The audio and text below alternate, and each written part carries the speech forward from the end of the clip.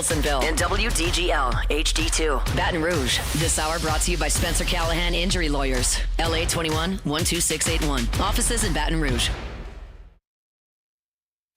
Now, the Hunt Palmer Show. Yes! I feel like I've been waiting for this my entire life. You're listening to the Hunt Palmer Show on 104.5 ESPN Baton Rouge. Jolly good fun. Jolly good. Locking down the middle of the day. America's favorite daytime fun show. Live from the Mercedes-Benz of Baton Rouge studio. This is Hunt Palmer.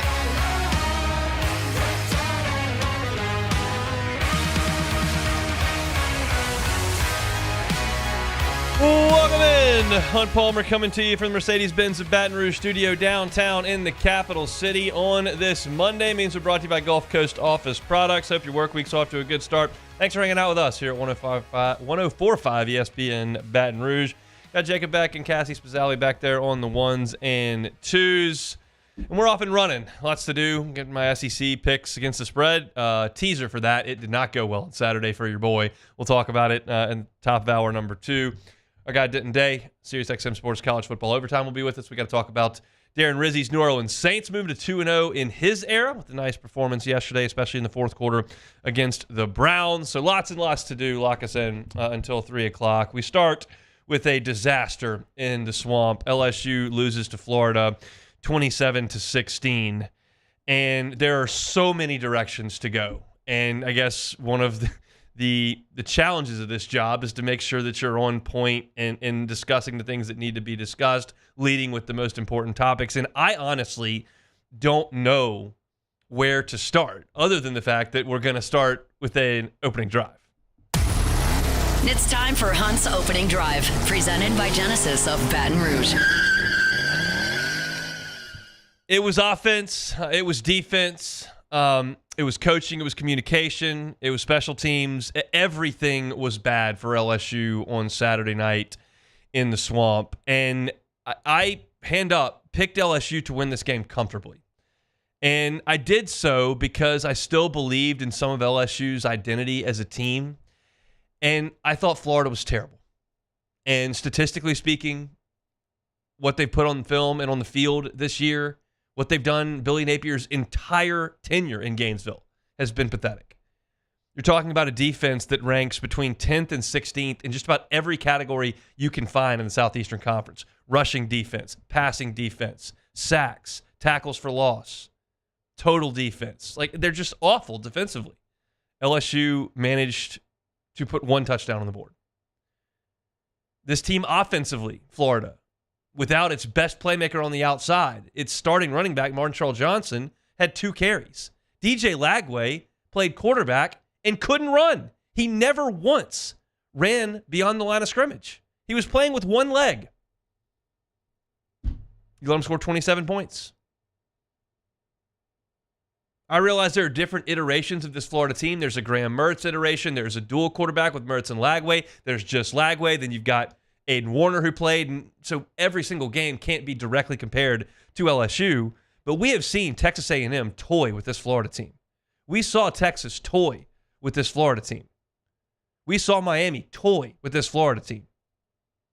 It's not good. And LSU overwhelmed Florida from a time of possession and offensive snap standpoint and still lost the game by 11 points. That is a nightmare. And that's what we saw from LSU. It was a complete inability from LSU's perspective to create any big plays. Florida, while they never had the ball, was able to create chunk plays. They had the deep pass for a 23-yard touchdown to Elijah Badger for their first score. They had a 55-yard touchdown run to put the game on ice. And then they also had a big play to Badger down to the 1-yard line to set up a 1-yard touchdown. LSU, though they had the ball for 93 snaps, only created 1 big play of over 25 yards. It was just a consistent dink and dunk here and there. They were good on third down, kept the ball, but they couldn't put it in the end zone when they needed to. And that's been a problem now for 10 quarters. 4 against Florida, 4 against Bama, 2 against A&M. Since halftime of the A&M game, LSU has had 27 drives. They have scored touchdowns on 3 of 27 drives. One of those was in the rain, down 42-6 with under a minute to go against Alabama. I'm not going to give you a ton of credit for that one. So honestly, you've basically scored a touchdown on 2 of 26 drives. That's not a good offense. That's not an efficient offense. That's an offense that can't do what it's out there to do, which is put the ball in the end zone. They got whipped up front for a lot of the game in the pass protection game. Hurts to not have Garrett Dellinger out there. Paul Mabinga and DJ Chester had their issues, certainly. And you give up 7 sacks entering the game. Do you know how many sacks LSU had given up on the season? 6. They gave up 7 in 4 quarters to a team that, oh, by the way, was 10th in the league in sacks coming in. It's not like you were facing some elite front. You weren't. And it was really just the second half. I think they only gave up 1 sack in the first half. But once Florida knew LSU had to throw it, they came after Garrett Nussmeier. And guess what? I think there's a correlation here between the fact that Garrett Nussmeier did not turn the ball over and the fact that he took 7 sacks. There's a balance there where, yeah, you weren't getting sacked at all. Previously, the ball was always coming out, but was it being put in harm's way? Now the ball's not being put in harm's way. That's a good thing, but you're giving up a lot of sacks. I will give LSU credit for this. They did run the ball, and I thought LSU would run the ball in this game. I told you, LSU runs the ball pretty well against mediocre defenses, and Florida very much is a mediocre defense, and LSU committed to the run. They ran it 44 times in this game.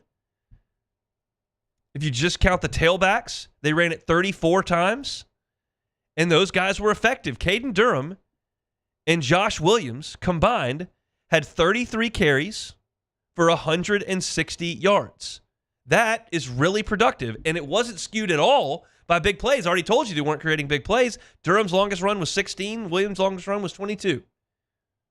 LSU was consistently getting a push and moving the ball, and that's why they dominated the time of possession more than 40 minutes. But you couldn't get it in the end zone when you needed to. You'd either get a holding penalty and knock yourself out of range, put yourself in a 2nd and 20. You drop the touchdown pass. 2 of them hit your hands. It's everywhere that's an issue for this LSU team right now.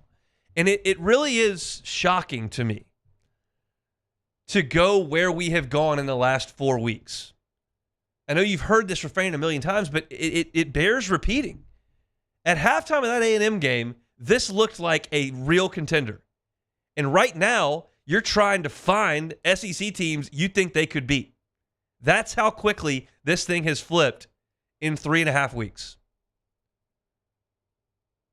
The defense in this game, statistically speaking, doesn't look atrocious. 27 points allowed is not atrocious. DJ Lagway was 13 of 26 for 226 yards and 1 touchdown. That's not earth-shattering. Florida running the ball had 113 yards rushing, and 55 of them came on 1 play. The other 16 carries went for about 65 yards. Not that awful. But you have to realize that they weren't ever on the field. Florida wasn't running any plays.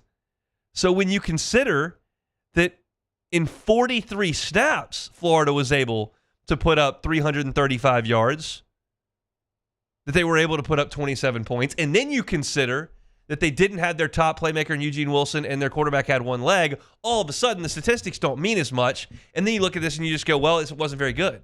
You didn't do a good job of covering in man-to-man. You allowed another explosive run. You didn't sack the quarterback, who was on 1 leg. And you couldn't force a young player into some decision mistakes. It wasn't a good defensive day.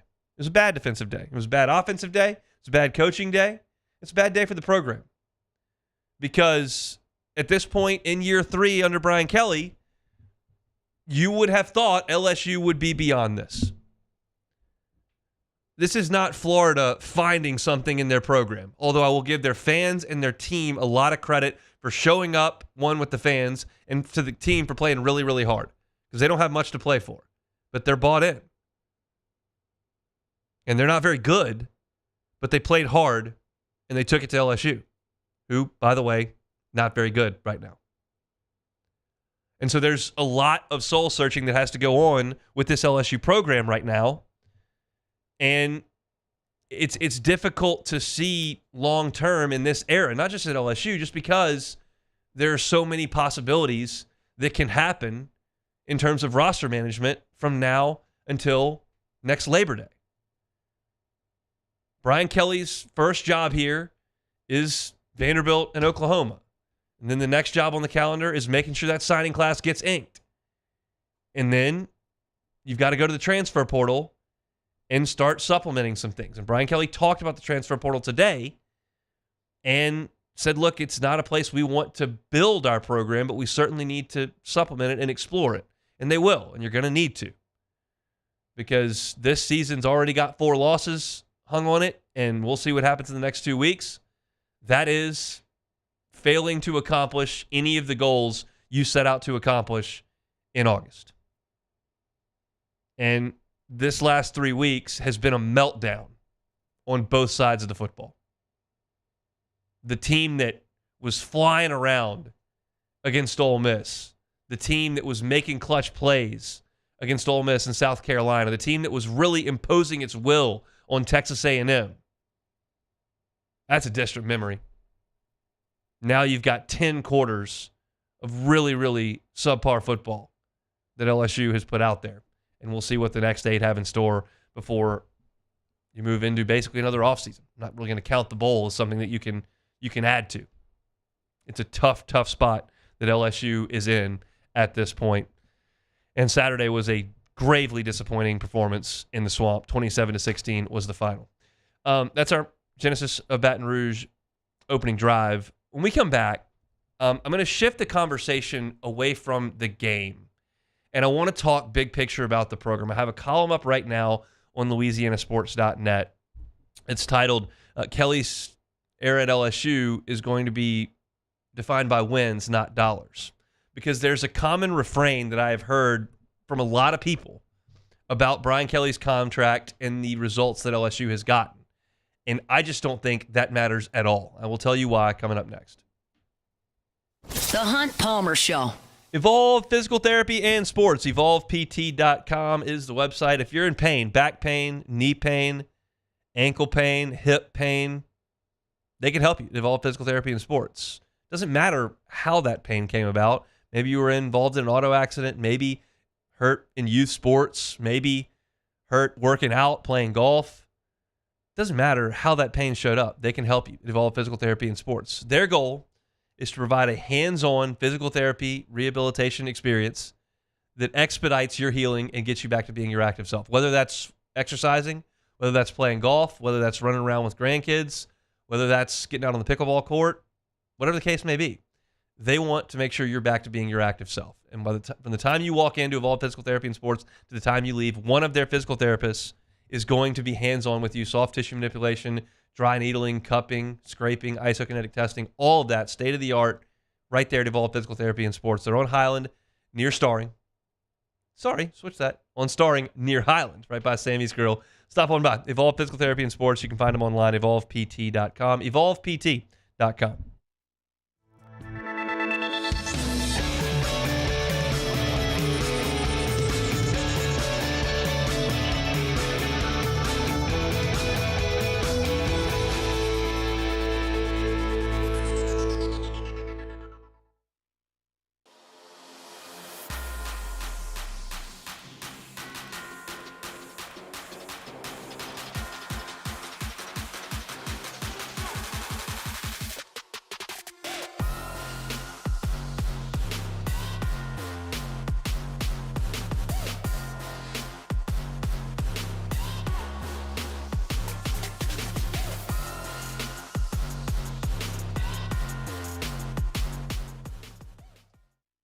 Dylan Cruz here to tell you about Six Rings Baseball and Softball Camp. If you live on the North Shore and play ball, go to Six Rings Camps with former LSU assistant coach Dan Canaveri. His knowledge is second to none, and your child will improve and have fun doing it. Camps were held at Coquille Park and Six Rings Academy in Covington with 4 sessions over the summer. Full day and morning only sessions are available from ages 7 to 13. Go to sixringsbaseball.com or call 985-206-9096. Learn the game to love the game.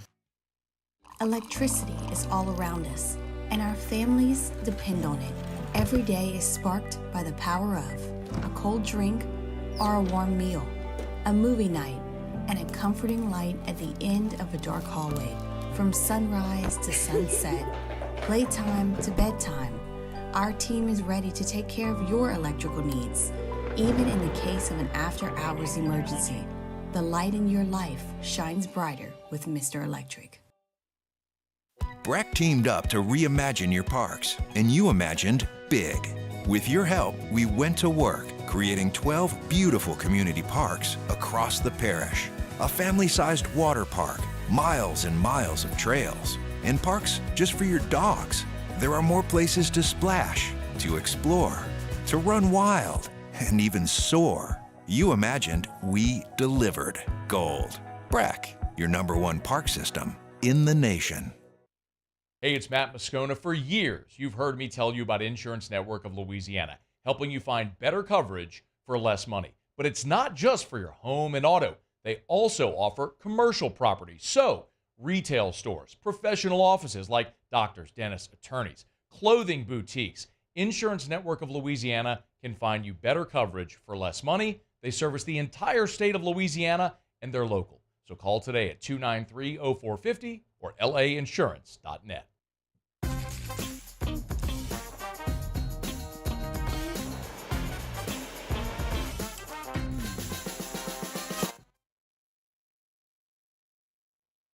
You're listening to The Hunt Palmer Show, brought to you by Gulf Coast Office Products.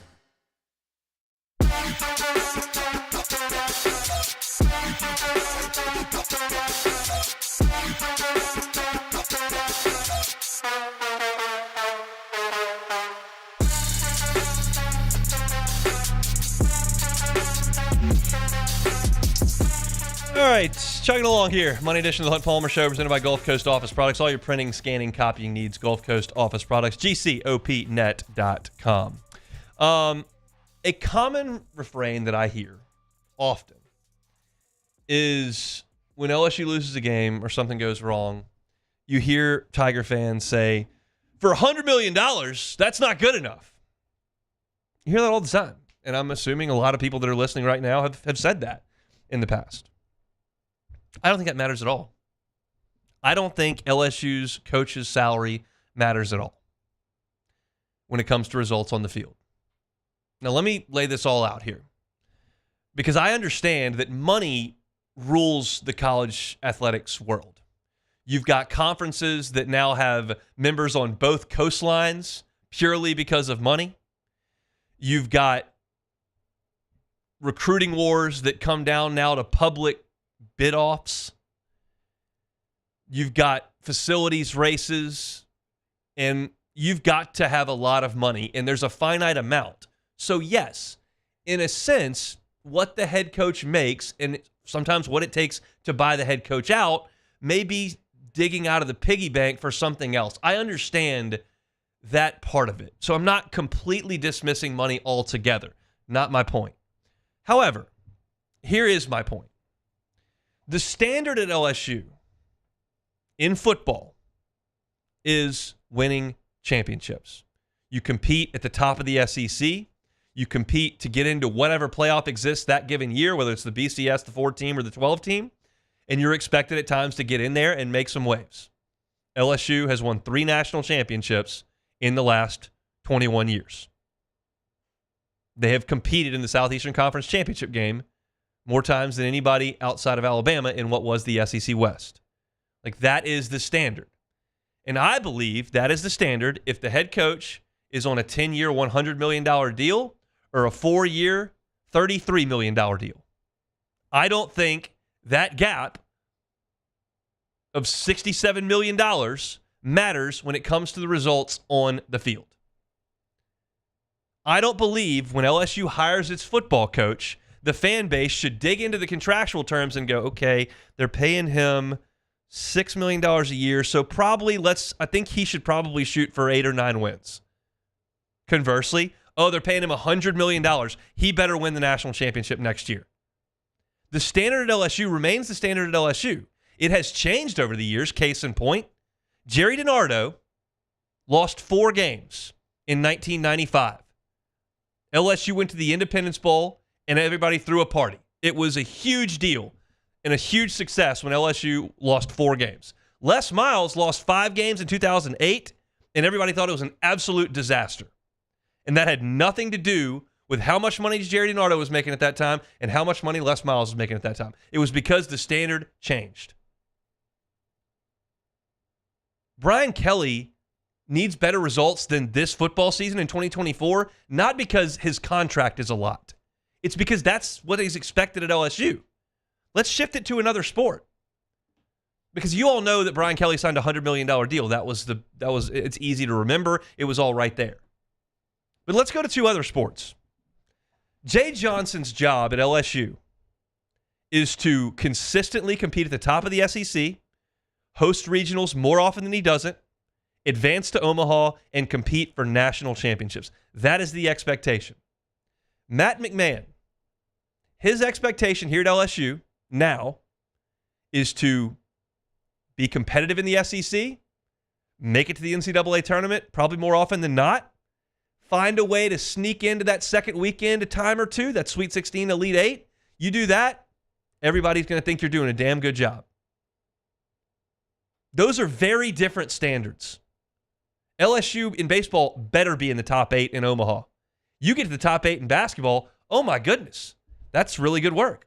And I tell you right now, as a guy who watches every LSU basketball game, as a guy who loves LSU baseball as much as anybody in this town, I have no idea whose salary's higher, Jay Johnson's or Matt McMahon's. I have no idea. I don't know. It doesn't matter. Their salaries don't matter.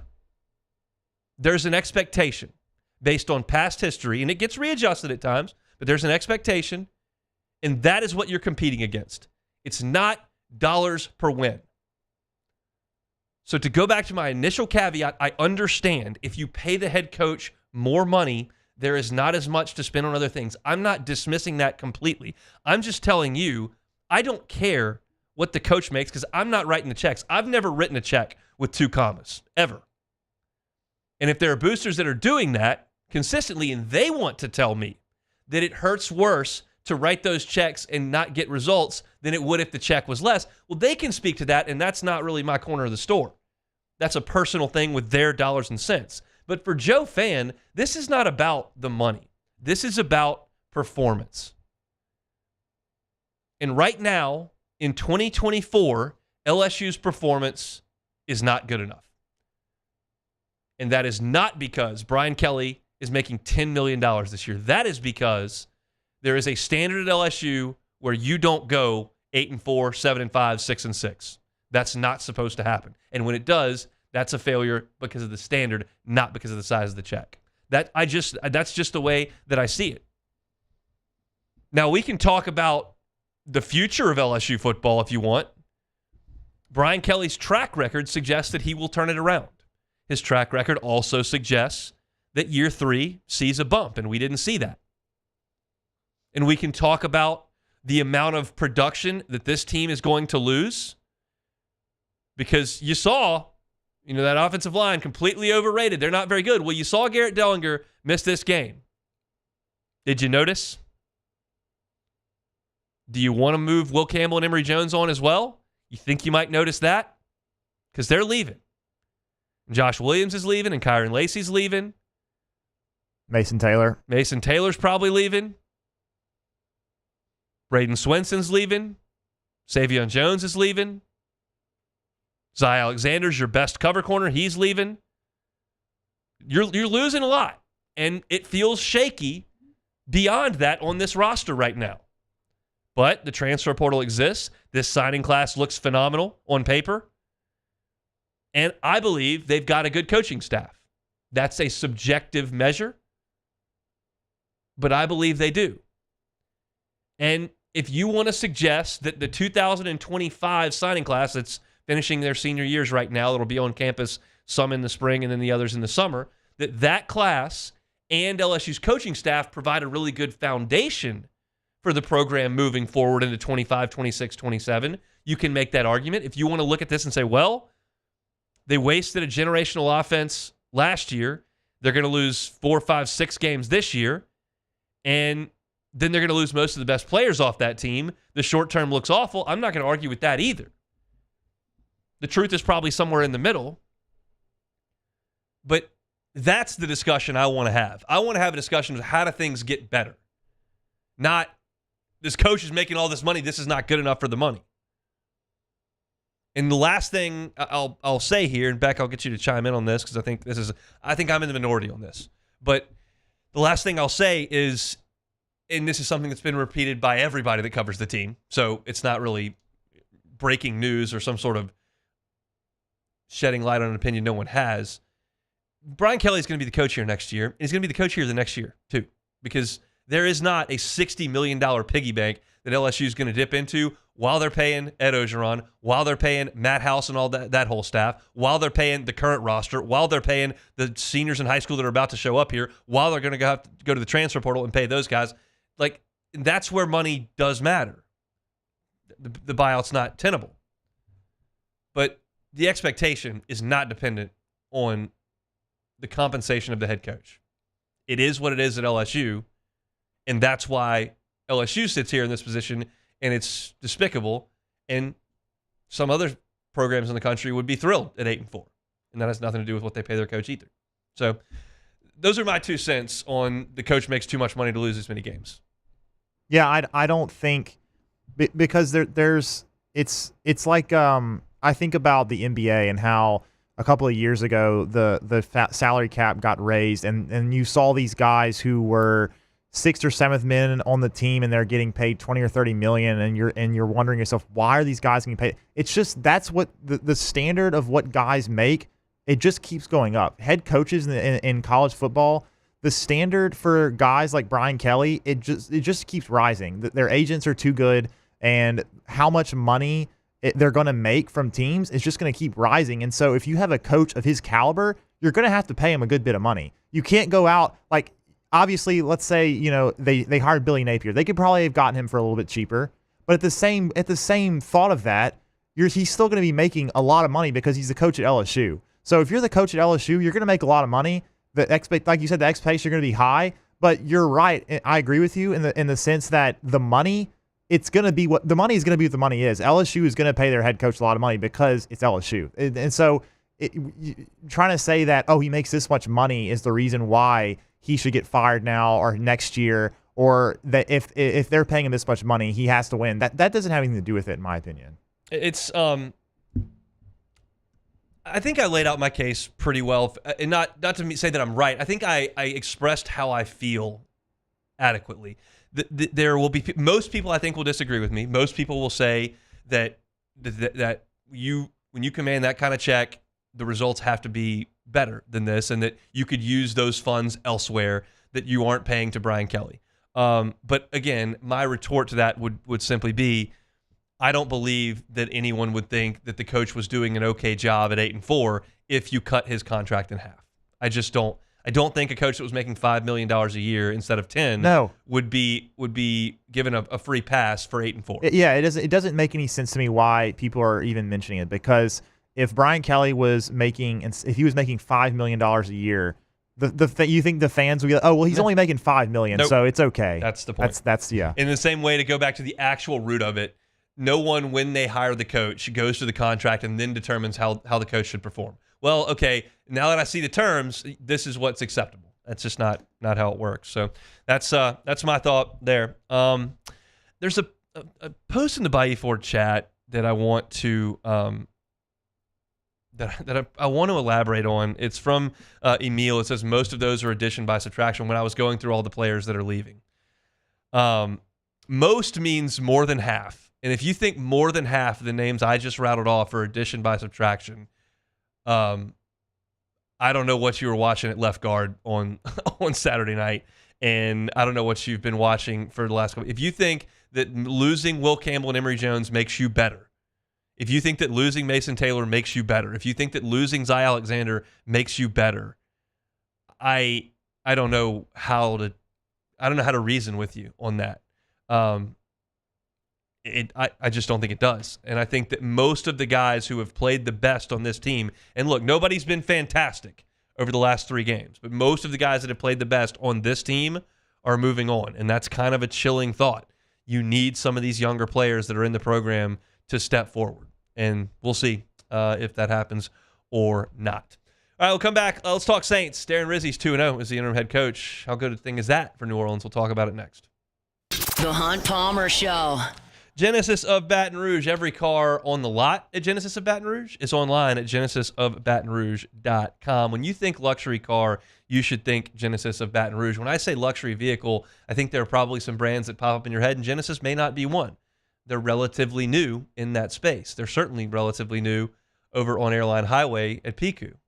But you should think of Genesis when you think luxury vehicles, and you should not think, oh, well, I can't afford a luxury vehicle. Genesis is a luxury brand, but it's at a reasonable price. It's safe. It's stylish. It's sleek. It's comfortable.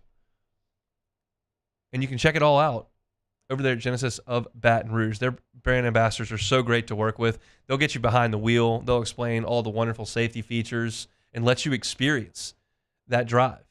And you don't have to go to them to do it. They'll come to you. If you're at work, you're at home, don't want to get in the car and go to the dealership, they'll come to you so that you can do that test drive. You actually never have to set foot at Genesis of Baton Rouge to purchase a Genesis.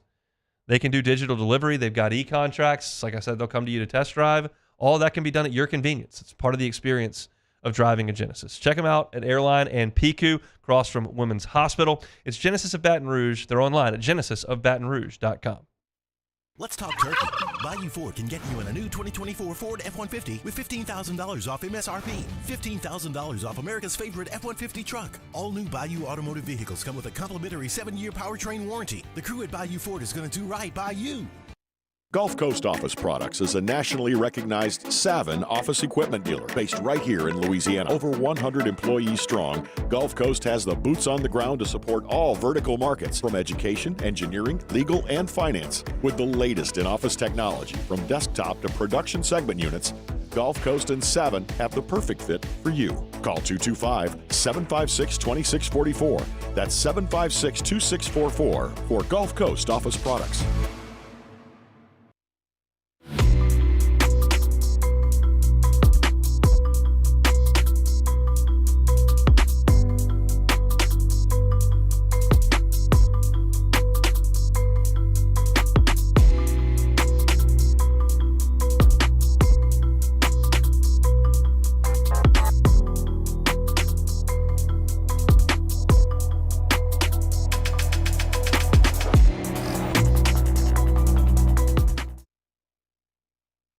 Jerry and Benny Payne began Central Plumbing Company out of their driveway in Tanglewood subdivision.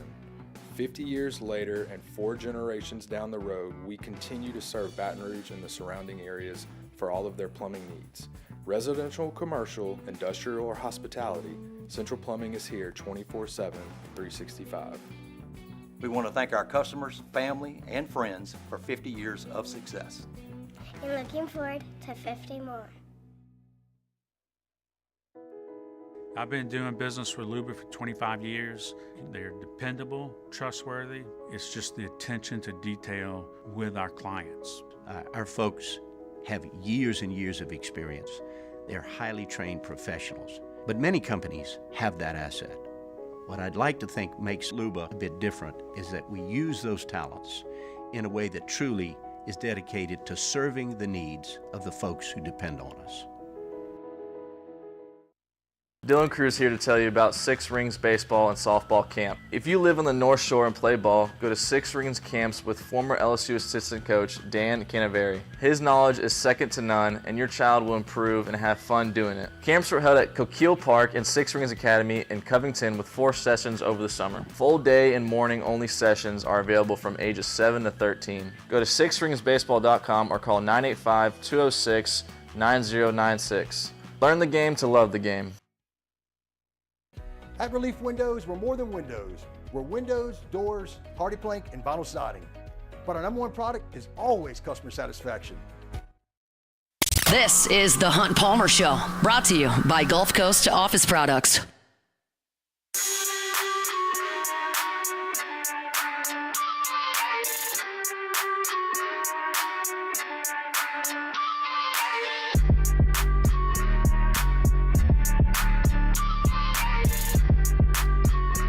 Talk with Denton Day, SiriusXM's college football overtime every Saturday. He joins us on Mondays here, bottom of hour number 2. So about an hour from now, we'll chat with Denton Day. We'll put LSU in the rearview mirror for now. We'll talk about the New Orleans Saints, who improved to 4-7 on the season with a convincing 35-14 win over the Cleveland Browns. Saints outscored the Browns 21-0 in the fourth quarter. Totally take control of the ball game and put it away. You saw everything that Taysom Hill can do, good and bad, on Sunday, and I thought that was the most entertaining portion of this game. Over a 3-play stretch, you saw him catch a pass, throw a pass, and then run, and he was everywhere in this game. He ran the ball 7 times for 138 yards, 3 touchdowns, including the long 75-yarder.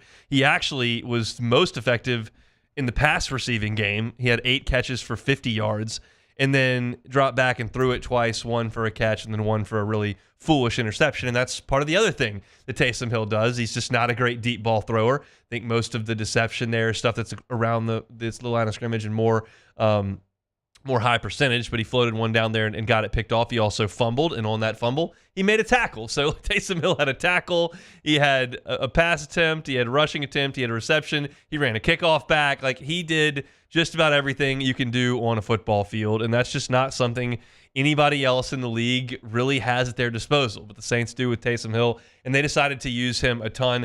Again, that was the most entertaining portion of the game, I think, Sunday. I thought the most important piece to the game was twofold for the future of the Saints. I thought that it was the Saints' ability to run the ball was awesome. I mentioned Taysom had 138 yards on 7 carries, but Kamara also had 16 carries, 67 yards, 4 yards a pop, just leaning on it, staying with it. And in the end, the Saints have 214 yards on the ground. And even if you take away Taysom's long 75-yarder, which of course you don't, that was a play that salted the game away, they were still effective running it throughout the game without that. So I thought that was great, and it makes things easier for Derek Carr. And the more often Derek Carr has a stat line that looks like this, the more often this Saints offense is going to play well. 21 out of 27, 248 yards. That's 9 yards per attempt, 2 touchdowns, no picks. I thought that the Saints made life pretty easy on Derek Carr. And what did I say back on Friday when I was breaking this game down? Like, the way this gets hairy is if you can't run it and the Browns can pin their ears back and the best pass rusher in the NFL, Myles Garrett, can get rolling on Derek Carr. Well, Myles Garrett was on a milk carton yesterday. I thought that both tackles were sensational. Fuaga, more so in dealing with Myles Garrett. He did nothing in this game. It was his least productive game per Next Gen Stats the entire season.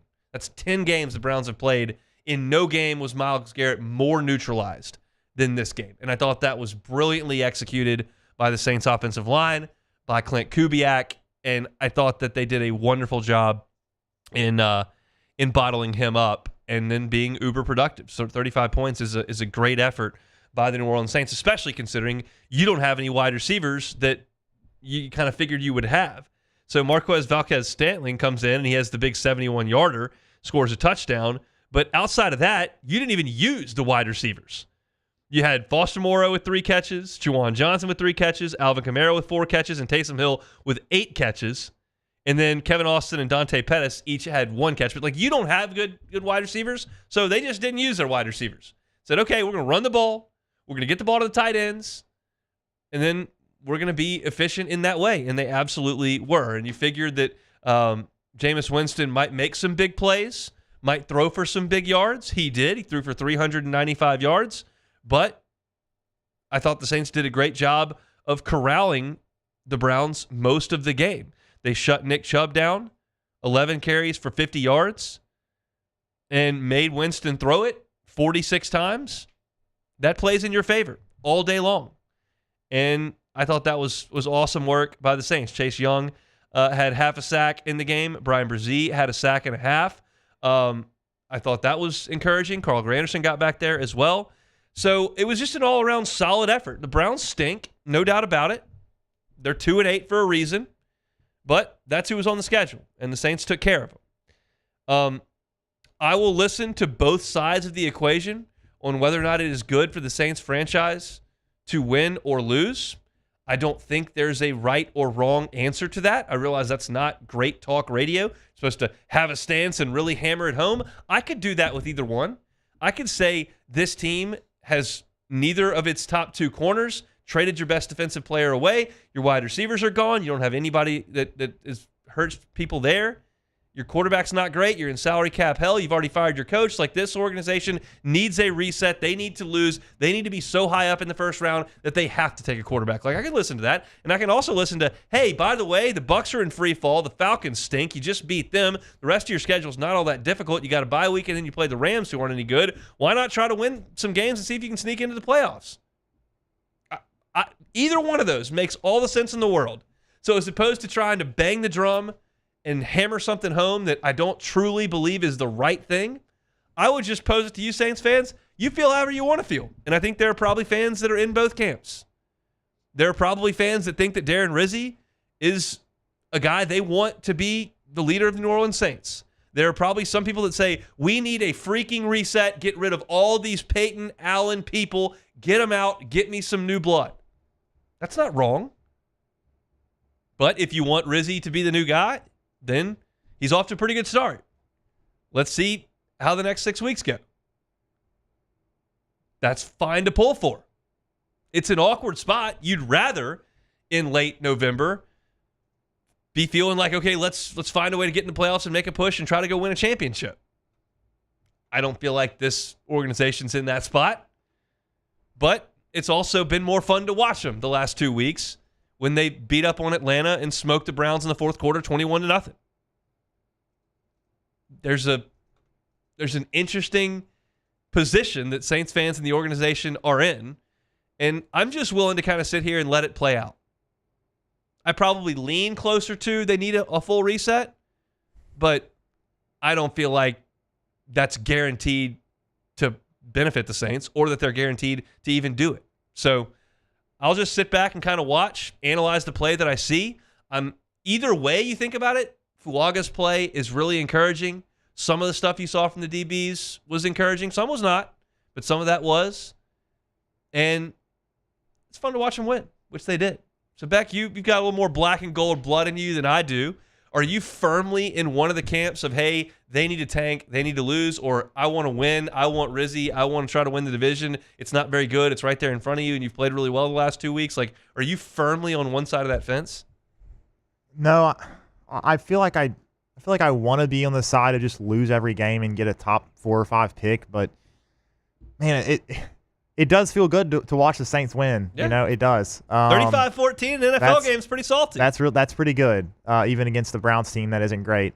And again, like last week with the Falcons, the Browns actually ran the ball like not bad. Like Nick Chubb had 11 carries for 50 yards, 4.5 yards a carry. He only had 11 carries. So I'm kind of confused by the Browns throwing it 46 times. I know they got down the second half, but either way, the Saints win, and now they're 4-7, and if you just look at the standings in terms of the draft order, they are now sitting at the 10th pick, and they are in a log jam with a bunch of other teams.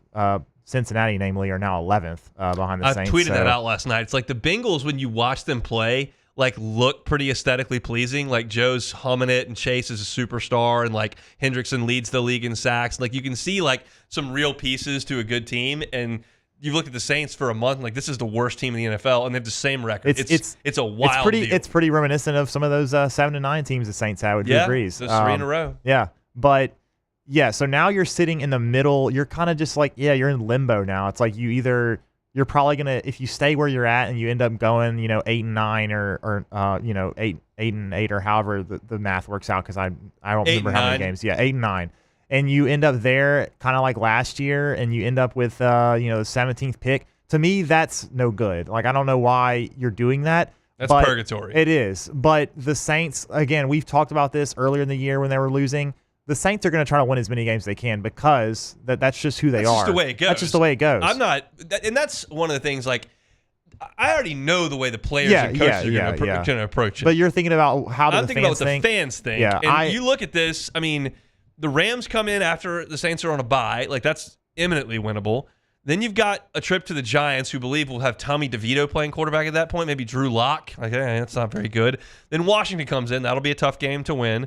Then you're at the Packers, and that's a tough game to win. But you finish with the Raiders, who aren't very good, and then you go to Tampa at the end of the season, and they're in free fall. So we knew the back end of the schedule was manageable, but it's like the LSU baseball team last year. Like, we knew they had some winnable series late. If you could just stay afloat, they couldn't stay afloat. So and the Saints couldn't stay afloat. You lost 7 games in a row.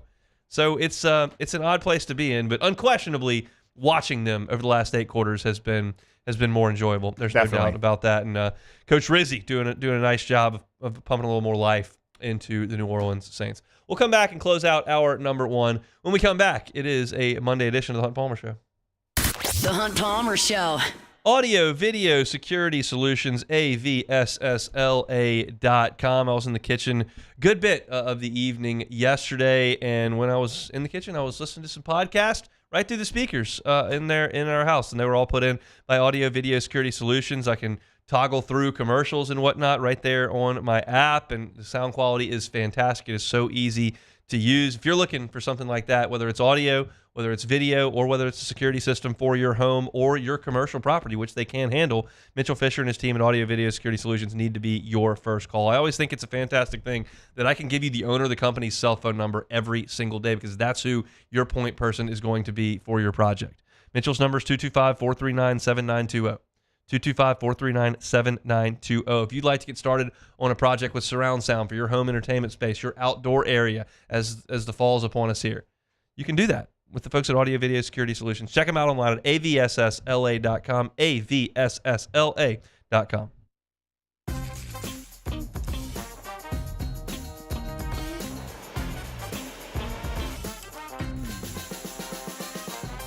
The best kept secret in town is out. Discover Tallulah at the Renaissance Hotel on Bluebonnet.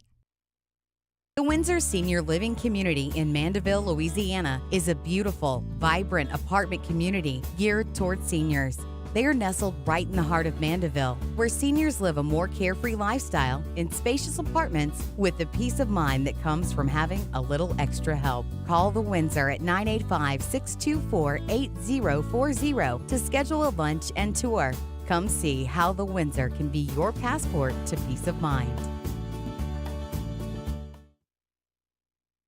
At Relief Windows, we're more than windows. We're windows, doors, party plank, and vinyl siding. But our #1 product is always customer satisfaction. Visit us online at reliefwindows.com. Oh, by the way, we do shutters too. Bayou Chrysler Dodge Jeep Ram can get you in a new 2025 Ram 1500 truck with $15,000 off MSRP. $15,000 off the newly designed Ram 1500 truck. All new Bayou Automotive vehicles come with a complimentary 7-year powertrain warranty. The crew at Bayou Automotive is going to do right by you. Bayou Chrysler Dodge Jeep Ram can get you in a new 2025 Ram 1500 truck with $15,000 off MSRP. $15,000 off the newly designed Ram 1500 truck. All new Bayou Automotive vehicles come with a complimentary 7-year powertrain warranty. The crew at Bayou Automotive is going to do right by you. Gulf Coast Office Products is a nationally recognized Savin office equipment dealer based right here in Louisiana. Over 100 employees strong, Gulf Coast has the boots on the ground to support all vertical markets, from education, engineering, legal, and finance. With the latest in office technology, from desktop to production segment units, Gulf Coast and Savin have the perfect fit for you. Call 225-756-2644. That's 756-2644 for Gulf Coast Office Products. Electricity is all around us, and our families depend on it. Every day is sparked by the power of a cold drink or a warm meal, a movie night, and a comforting light at the end of a dark hallway. From sunrise to sunset, playtime to bedtime, our team is ready to take care of your electrical needs. Even in the case of an after-hours emergency, the light in your life shines brighter with Mr. Electric. Breck teamed up to reimagine your parks, and you imagined big. With your help, we went to work, creating 12 beautiful community parks across the parish. A family-sized water park, miles and miles of trails, and parks just for your dogs. There are more places to splash, to explore, to run wild, and even soar. You imagined we... You're listening to The Hunt Palmer Show, brought to you by Gulf Coast Office Products.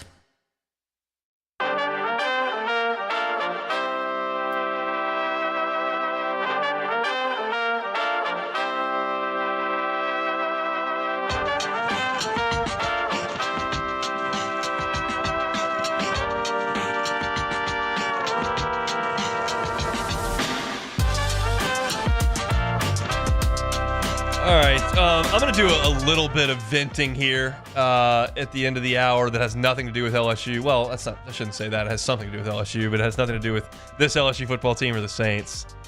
Y'all, I watch the Bengals, like, they play 17 games. I probably watch 12 of the 17, 12 or 13. Like, WAFB does a really good job of picking them up when possible, and certainly they play a few in prime time every year that I watch. I'm not going to go somewhere to try to find it, but if it's accessible, I'll try to turn it on. They are so frustrating to watch. Joe Burrow is playing at an MVP level, while Lamar Jackson has been better statistically, but Burrow has been brilliant. Jamar Chase is the best receiver in the league. Hendrickson is great, may lead the league in sacks this year. And they can't win a freaking game. They have given away late games 3 different times. They should have beaten the Ravens twice. That's going to cost them dearly. And last night, their inability to execute on field goals that used to be really difficult and now are commonplace in the NFL was atrocious. McPherson looked like me on the driving range last night, just hooking everything. I mean, violent hooks that would get up in the air and just left turn, put a blinker on it. By the way, there were a lot of field goals missed on Sunday. It was really interesting, like especially with the Browns. Like Dustin Hopkins is a really good kicker. He was missing 27-yarders. That's not good. But I don't care about Dustin Hopkins. I care about McPherson making some kicks so I can watch the Bengals play in the playoffs. Yeah, that would help if he had made those too. That would be 6 points. Couldn't make a kick against the Ravens to win the game, and couldn't help him with 2 misses in the fourth quarter last night. And yeah, I wish Joe would drive the team down there a little bit closer or finish some of those drives with touchdowns, but he's running for his life because the offensive line's not very good, and the Chargers turned up the pressure on him. He's still making ridiculous throws. Jamar's making absurd catches. He has 1 drop that he's got to make. Got to make that play. It was on a 3rd down late in the game, but this is not. But we can talk about all these things, but at the end of the day, it's not. It's just simply the Bengals cannot stop anyone on defense. They have times where they can, but the Chargers ran it for 6 yards a carry. Yeah, it's hard to win a game. They got 3 stops in a row in the fourth quarter to get the Bengals back from that huge deficit to take the lead. Yeah, and then they couldn't at the end. I mean, they only gave up 10 points in the second half, but I wish the field goals would have gone through. It just changes the complexion of that game. And I'm trying. This is dramatic. I admit it. But Joe's got a finite amount of time that he's going to be in his prime, and it's longer at quarterback than it would be at most other positions. But you feel like you're losing chances, and they continue to get off to these terrible starts. Losing to the Patriots, that's just an awful loss. You can't lose that game. They shouldn't lose to the Patriots, and they did by a lot. And then they gave 2 games away against the Ravens, and then they can't close this game out when they really had it on their racket last night. You're talking about 4 or 5 games, and so it's just there aren't that many shots. And you felt like when Burrow got to the Super Bowl in year 2 going through Arrowhead, that this is going to be something that we can see every year. And then there are injuries, and then you get off to these bad starts, and you've only had one other bite at the apple since then.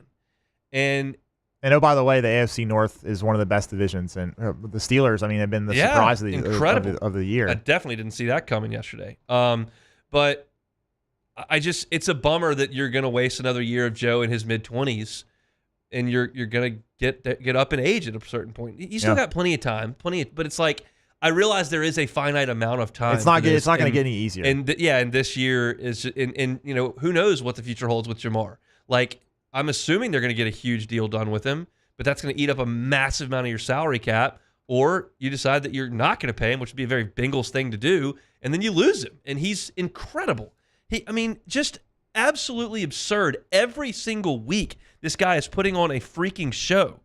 And last night, 2 more touchdowns in 7 catches. This will be T. Higgins last year in Cincinnati. He had 9 catches for $148 and a score. Like, they've got a lot of really good pieces, but they've dug themselves such a massive hole. And I gave the statistics on Friday, and apparently based on Sunday's results, they got even more drastic because I had the Bengals losing on Friday. I forget what the number was, but it was somewhere in the neighborhood.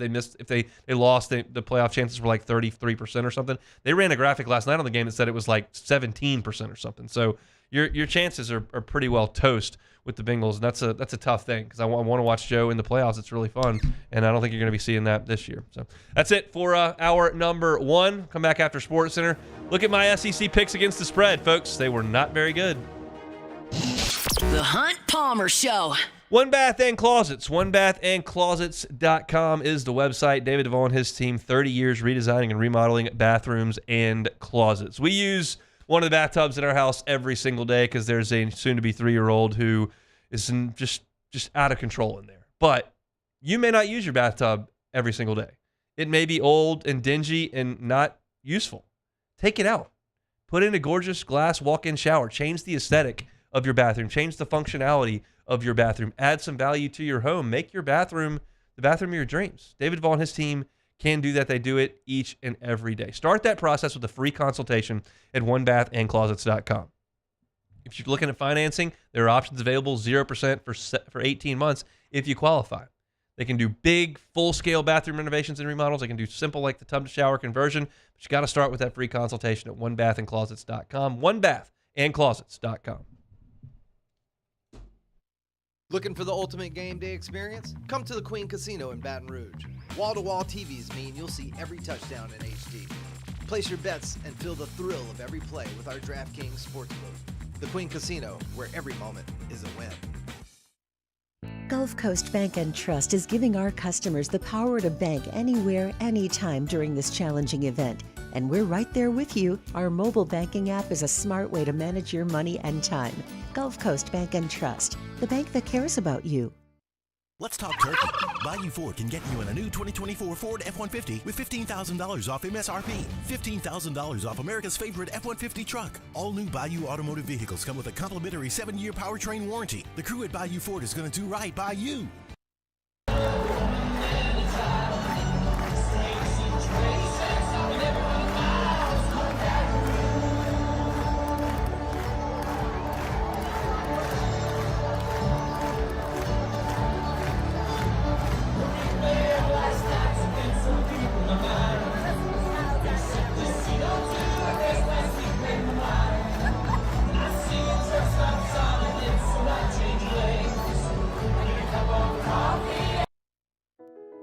I've been doing business with Luba for 25 years. They're dependable, trustworthy. It's just the attention to detail with our clients. Our folks have years and years of experience. They're highly trained professionals, but many companies have that asset. What I'd like to think makes Luba a bit different is that we use those talents in a way that truly is dedicated to serving the needs of the folks who depend on us. Dylan Cruz here to tell you about Six Rings Baseball and Softball Camp. If you live on the North Shore and play ball, go to Six Rings Camps with former LSU assistant coach Dan Canaveri. His knowledge is second to none, and your child will improve and have fun doing it. Camps are held at Coquille Park and Six Rings Academy in Covington with 4 sessions over the summer. Full day and morning only sessions are available from ages 7 to 13. Go to sixringsbaseball.com or call 985-206-9096. Learn the game to love the game. Gulf Coast Office Products is a nationally recognized Savin office equipment dealer based right here in Louisiana. Over 100 employees strong, Gulf Coast has the boots on the ground to support all vertical markets, from education, engineering, legal, and finance. With the latest in office technology, from desktop to production segment units, Gulf Coast and Savin have the perfect fit for you. Call 225-756-2644. That's 756-2644 for Gulf Coast Office Products. Electricity is all around us, and our families depend on it. Every day is sparked by the power of a cold drink or a warm meal, a movie night, and a comforting light at the end of a dark hallway. From sunrise to sunset, playtime to bedtime, our team is ready to take care of your electrical needs. This is SportsCenter. I'm Christine Lisi. The Giants have started the process of moving on from quarterback Daniel Jones. They've benched him and demoted him to QB3. Tommy DeVito's the new starter. Drew Lock's the backup. In addition to New York's record, Jones's play, and the injury guarantee in his contract, the moves being made as GM Joe Shane and Coach Brian Daboll look to save their jobs. Believes Unsportsmanlike co-host Chris Canty. They've got to have something substantive to show that this team can get back on track. Now that Daniel Jones is no longer an excuse or a scapegoat, go out there and prove that you can be competitive, or at least more competitive than you have been in recent weeks. The Texans expected to welcome back receiver Nico Collins against the Cowboys on Monday Night Football, 8 Eastern, ABC and ESPN. He's been out the last 5 games because of a hamstring injury. Panthers staying with quarterback Bryce Young as their starter against the Chiefs Sunday. Running back Jonathan Brooks expected to make his NFL debut after rehabbing from ACL surgery. NBA 76ers center Joel Embiid doubtful to play against the Heat tonight due to illness. Guard Tyrese Maxey still sidelined for Philadelphia with that injured hamstring. Guess what? Discover's accepted at 99% of places that take credit cards nationwide. You heard right, 99%. If you don't think so, maybe it's time to face facts. You're stuck in the past. Based on the February 2024 Nielsen report. Learn more at discover.com/creditcard. Now, the Hunt Palmer Show. Yes! I feel like I've been waiting for this my entire life. You're listening to the Hunt Palmer Show on 104.5 ESPN Baton Rouge. Jolly good fun. Jolly good. Locking down the middle of the day. America's favorite daytime fun show. Live from the Mercedes-Benz of Baton Rouge studio. This is Hunt Palmer.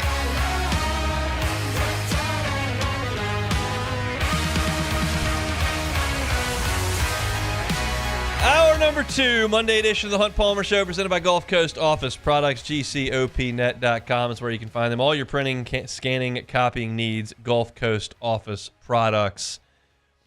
All right, every Friday, top of hour number 2, I give you my SEC picks against the spread. Every Monday, we go back and see how things went. We're doing well.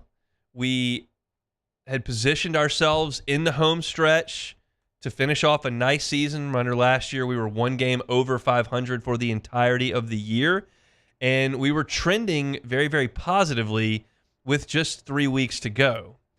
Until, I will say it was up and down. After week 6 was kind of the line of demarcation, because you started strong. We had the week 5 was 1-4, and then the Costanza picks 5-1. And then you go 5, and then after that 5-1, 4-2, 5-1 again, 3-2, and then we're just back and forth. Week 10, 1-5. Week 11, 4-1. We were 4-1 last week, so you're 5 games over 500. Yep. And let's just start to do some grading here. We had Texas -12 against Arkansas. Well, that's not good. We had ULM +25.5 against Auburn. We had Mercer catching 41.5 against Alabama. We had South Carolina laying 13.5, rolling over Missouri. We had the Vols +9.5. They were winning most of the game. Surely they covered. We had A&M -39. That is 0-6 with one saving grace. Of course, the Murray State Racers. Thank you, Coach McMahon. Who covered 37.5. Shout out Matt McMahon. Shout out Ja Morant. Shout out my cousin Caroline. That's all the Murray State people I know. Shout out KJ Williams. Yeah. Shout out Trey Hannibal, big time shout out. All those folks. That's the only one we got home there. 1-6 drops us back to 47-47 overall against the spread. Shocking that over 2 seasons, I am 1 game total over 500. The juice, man. That is unbelievable. It's incredible. It's incredible. So let's talk about what we saw on the field. I think the first game we've got to talk about is Tennessee and Georgia. The Dogs against a Tennessee defense that had not allowed anyone to score 20 points all year. They put up 31 with kind of a consistent offensive onslaught. 17 in the second quarter, 7 more in the third, 7 more in the fourth. Carson Beck throws for 347 yards, does not turn the ball over. It wasn't a clinic running the ball for Georgia. They had 106 yards on 31 carries, but that's plenty good enough to 2 scores. Just really, really solid offensive football from Georgia. I thought Tennessee was game. I thought they played tough. They went up 10-0. And you felt like, okay, this is a team that's ready to punch back. Because remember, they've gotten smoked by Georgia. Like, Georgia has taken this Josh Heupel offense and absolutely buried it in years past. And so for them to come out and bam, go up 10-0, and then get to the half, 17-17, you felt like they were in position to compete. And they did compete, but Georgia was just the better team. And I feel like Georgia is still capable of winning the national championship. They did get smashed by Ole Miss. And I feel like as I kind of evaluate the big picture, you're just seeing how big a deal home field is. And I think it is a feather in Ole Miss's cap that they're just a damn good football team that was able to stand up to Georgia like that. Yeah, it matters that it was in Vaught-Hemingway, but I think that's just impressive for them to have to played the way they did in that game 2 weeks ago. So for Georgia, they stay very much in the mix for the college football playoff. When Carson Beck doesn't turn the ball over, turns out they're a pretty good outfit. I don't think Tennessee is done by any stretch of the imagination. You kind of look over Tennessee's resume at this point. It's a good win over Alabama, no question about that. That's kind of all the meat that's on the bone. The Arkansas loss is a bad one. But the Georgia loss is not really a bad one. So if they can handle their business against UTEP and Vanderbilt, it feels like they're going to be right there in the mix. We had this doomsday scenario. Well, I shouldn't say doomsday. That sounds like everybody thinks it's bad. This chaos scenario where everybody's 10-2. And we see that that's probably not going to happen because LSU's fallen by the wayside. You look over and let's see what happens with Texas and Texas A&M. Certainly, that's a game that if A&M loses, they would fall out. Alabama still got to go to work against Oklahoma and then the Iron Bowl. You figure they will. Ole Miss has still got to handle their business against Florida and then against Mississippi State. You feel like they will. But I feel like that nightmare scenario where you're going to have 5 or 6 10-2s is just not going to come to fruition. Just a question of what 10-2s are there and do they all get in? I think that's an interesting kind of thought. Do you think the Vols are a threat to make a run in the college football playoff? Man, I've said it the last few weeks. I thought they were the best team in the SEC, and now it's still so hard to say who. There's no definitive best team in the SEC from my view, because look again, Texas. I'll spoil it. Ole Miss will be one for me again. Yeah, on Wednesday. Yeah, they'll be one for me. But Texas wasn't very impressive against Arkansas. It was. That game was sleepy. It was. There just was not a lot of juice. I thought the uniforms looked great. Yeah. But I don't. There just was not a lot of juice. Texas never really dialed it up on offense. Quinn Ewers threw for 176 yards. And then Arkansas, I mean, they couldn't run it and they couldn't really move it. Texas defense kind of imposed its will.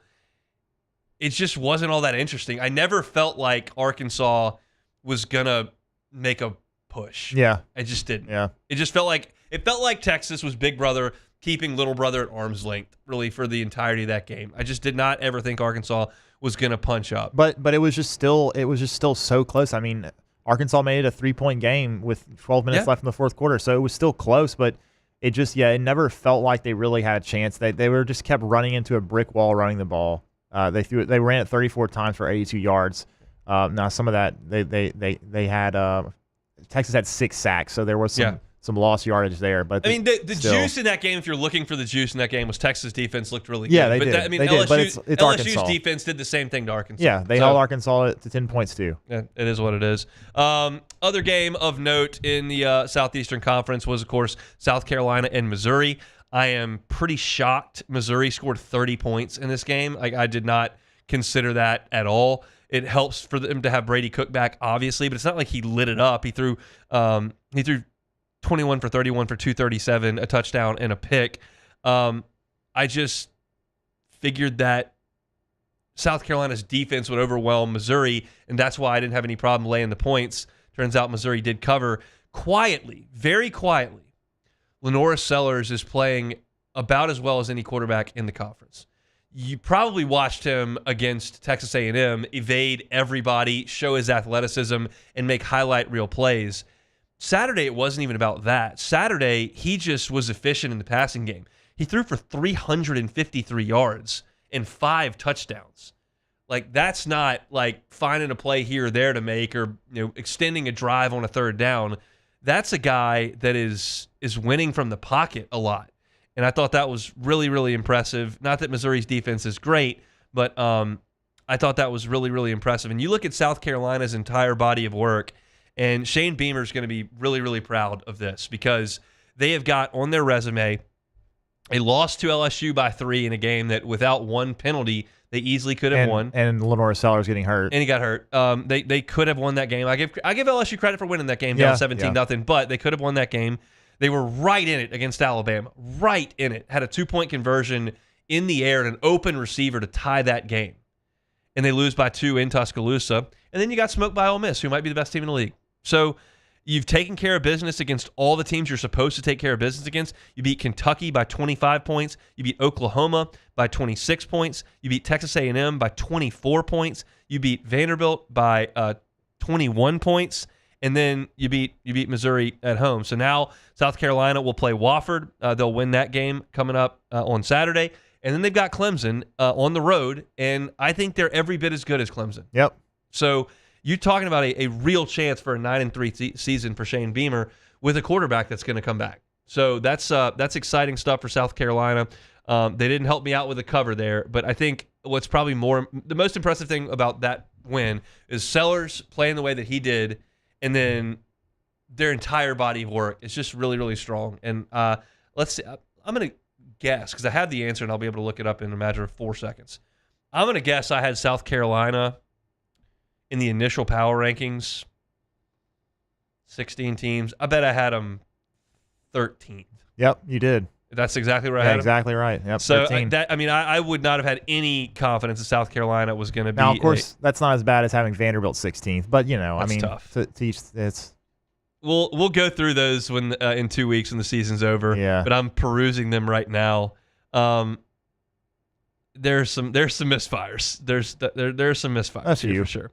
But really not that bad though. I mean, you had the top 5 pretty nailed. Yeah. Not in the right order perfectly, but pretty close. Yeah, we'll see. We'll go over those. We still got a few games when left. all the die is cast. We got some teams stepping out of conference now to play, and there's some that aren't going to be super interesting. But we'll go through and look at everything. But my SEC picks against the spread now 47-47 on the year with 2 weeks left to go. I was 1 game over 500 last year. Shocking to hover right around 500 that close for 2 full years. But we'll see if we can finish strong over the last 2 weeks. Take a time out. We'll come back with more Denton Day in 15 minutes. The Hunt Palmer Show. The Hunt Palmer Show. Boudreaux's Electrical Services. Give yourself the peace of mind to know that power's not going to go out on you. You realize there's a hurricane down there right now in the middle of November? It's a long season here in South Louisiana, but take one thing off your list. You get that Generac home standby generator installed at your home or your business, you don't have to worry about the power going out. We've all sat in hot, dark homes. It stinks. Whether you're riding out a storm or whether you evacuate and you come back, you want to have that power on. And Boudreaux's Electrical can give you that with their Generac home standby generator. Give them a call at 985-397-1562 or 225-300-9389 and start that process today. They'll figure out what your square footage is. They'll figure out what you need powered at your home, and they'll get that Generac home standby generator installed at your home so that you have the peace of mind of knowing not going to worry about a generator, not going to worry about the power going out because you've got that home standby generator at your place. It's Boudreaux's Electrical. You can check them out online, boudreauxelectrical.com, boudreauxelectrical.com. It's no secret. The best oysters in Baton Rouge are at Jolie Pearl Oyster Bar. Enjoy mouth-watering South Louisiana flavor and oysters from all over the country. And don't forget our nightly drink specials.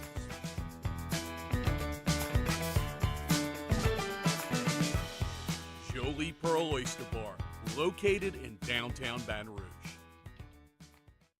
Hey, it's Matt Moscona. For years, you've heard me tell you about Insurance Network of Louisiana, helping you find better coverage for less money. But it's not just for your home and auto. They also offer commercial property. So, retail stores, professional offices like doctors, dentists, attorneys, clothing boutiques. Insurance Network of Louisiana can find you better coverage for less money. They service the entire state of Louisiana, and they're local. So call today at 293-0450 or lainsurance.net. Jerry and Benny Payne began Central Plumbing Company out of their driveway in Tanglewood Subdivision. 50 years later and 4 generations down the road, we continue to serve Baton Rouge and the surrounding areas for all of their plumbing needs. Residential, commercial, industrial, or hospitality, Central Plumbing is here 24/7, 365. We want to thank our customers, family, and friends for 50 years of success. And looking forward to 50 more. I've been doing business with Luba for 25 years. They're dependable, trustworthy. It's just the attention to detail with our clients. Our folks have years and years of experience. They're highly trained professionals, but many companies have that asset. What I'd like to think makes Luba a bit different is that we use those talents in a way that truly is dedicated to serving the needs of the folks who depend on us. Dylan Cruz here to tell you about Six Rings Baseball and Softball Camp. If you live on the North Shore and play ball, go to Six Rings Camps with former LSU assistant coach Dan Canaveri. His knowledge is second to none, and your child will improve and have fun doing it. Camps were held at Coquille Park and Six Rings Academy in Covington with 4 sessions over the summer. Full day and morning only sessions are available from ages 7 to 13. Go to sixringsbaseball.com or call 985-206-9096. Learn the game to love the game. Gulf Coast Office Products is a nationally recognized Savin office equipment dealer based right here in Louisiana. Over 100 employees strong, Gulf Coast has the boots on the ground to support all vertical markets from education, engineering, legal, and finance. With the latest in office technology from desktop to production segment units, Gulf Coast and Savin have the perfect fit for you. Call 225-756-2644. That's 756. This is the Hunt Palmer Show, brought to you by Gulf Coast Office Products.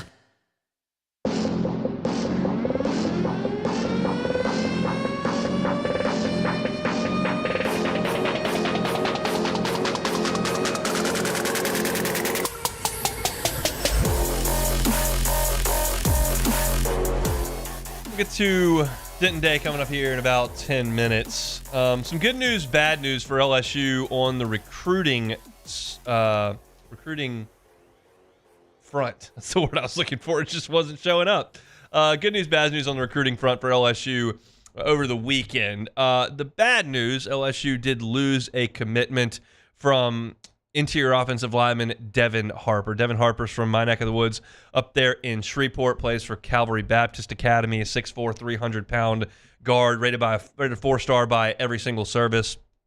A top 6 player in the state of Louisiana by every single service. He announced his flip from LSU to Ole Miss on Saturday. It was right as LSU was getting annihilated in the fourth quarter of that game against Florida, and I think a lot of people believe that that was the reason that that Harper decided to flip.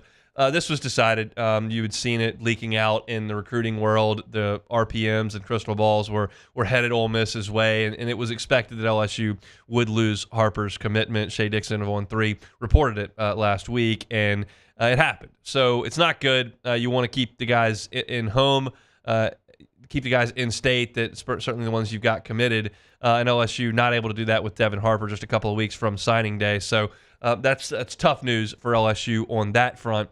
On a positive note, On3 released their updated rankings in their top 300, and some LSU players saw some significant jumps in those ranks. DJ Pickett moved up to the number 6 player in the nation. Of course, 5-star cornerback from Zephyr Hills, Florida. And then also at corner, Cade Phillips jumped up. He was number 49 nationally, up to number 23 nationally. So LSU with 2 now 5-star cornerbacks, according to On3 Sports, committed in this class. 2 guys that are in the top 25 in terms of players nationally. And that's something LSU very desperately needs. They need to upgrade the talent level on defense. I was doing the pre- and post-game show with Marlon Favorite on Saturday, and he was telling a story about playing at the Swamp. And he was going, it was me and Glenn Dorsey, Tyson Jackson. We had Raheem Alim, Al Woods. And he was going through all these names. I was like, all these dudes played in the NFL. And that's the standard at LSU when you've got championship-level teams, which LSU was in 07 when Fave was there. You've got big-time professional players on the defense. And I just don't know that I can point to a lot of the guys right now and peg them as first or second round draft picks. And these are the types of players that more often than not turn into that type of player. LSU is tied with Ohio State for the most 5-stars committed in this class. They have 4. And you look at Jakeem Stewart, who is now reclassified into this class. And Stewart is a 5-star player that you have a real chance to land. He's from right here in Louisiana. He has changed high schools now, going from St. Aug to Carr.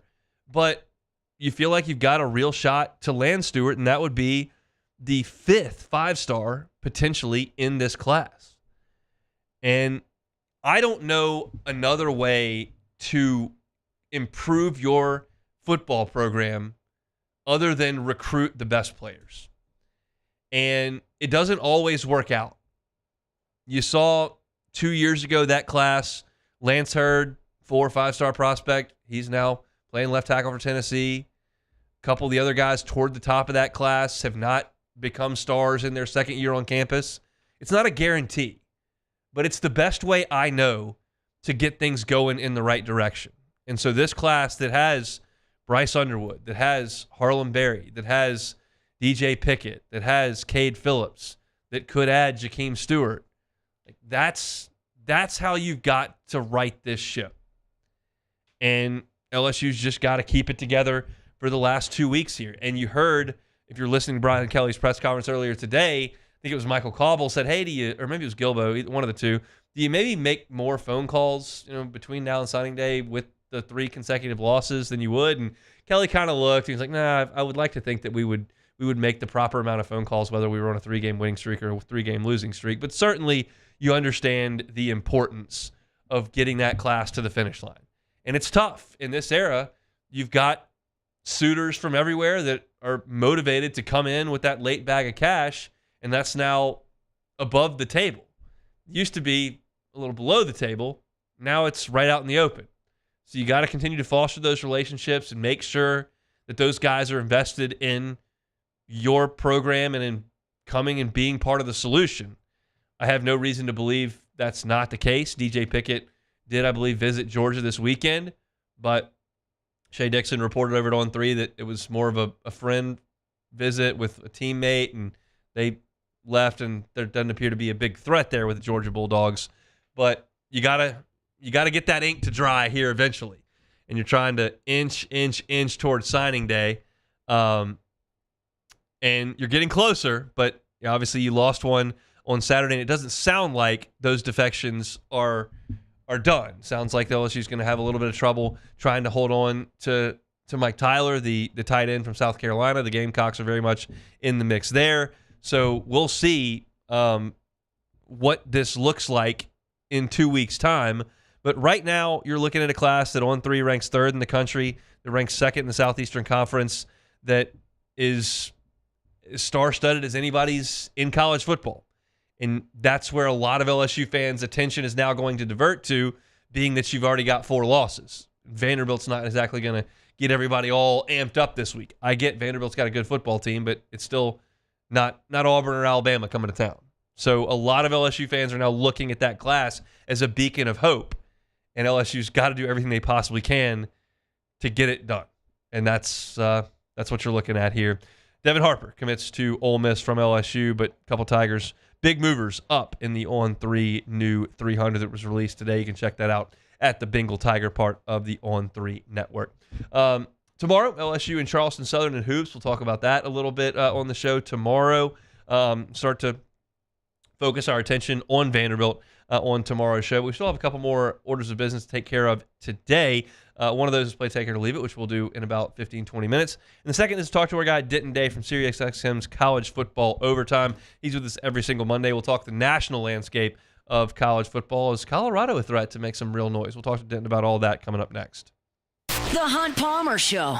Make LeBear's Baton Rouge your game day headquarters this season. They've got the biggest screens around, and now you can bet and dine at ESPN Bet in person. Man, it is an awesome spot to watch games. Great food, great drink specials. The seating is fantastic. You got tables for groups. You've also got individual chairs. You want to get comfortable right in front of the big screen. Also got the betting window right there. You can place your bets and some blackjack all right there inside ESPN Bet. So go check them out to watch the next football game on your schedule. Plus, you can sign up today for the Cover 5 SEC contest. Still got a couple of weeks to go where you can compete against me and dozens of our listeners to try to win weekly prizes. If you're not a member, get that Penn Play app today. LeBear's Baton Rouge is your live sports headquarters. Must be 21 years or older. Gambling problem? Call 1-800-589-9966 for help. There it is, the extra mile. On the border of expected and extraordinary for those willing to go further. Like vans customized for work or play. With safety and tech to keep you connected. Supported by a 5-star sales, service, and finance team. And backed by the 1-star you know. So go the extra mile. It's never crowded because so few have what it takes to go there. Mercedes-Benz Vans.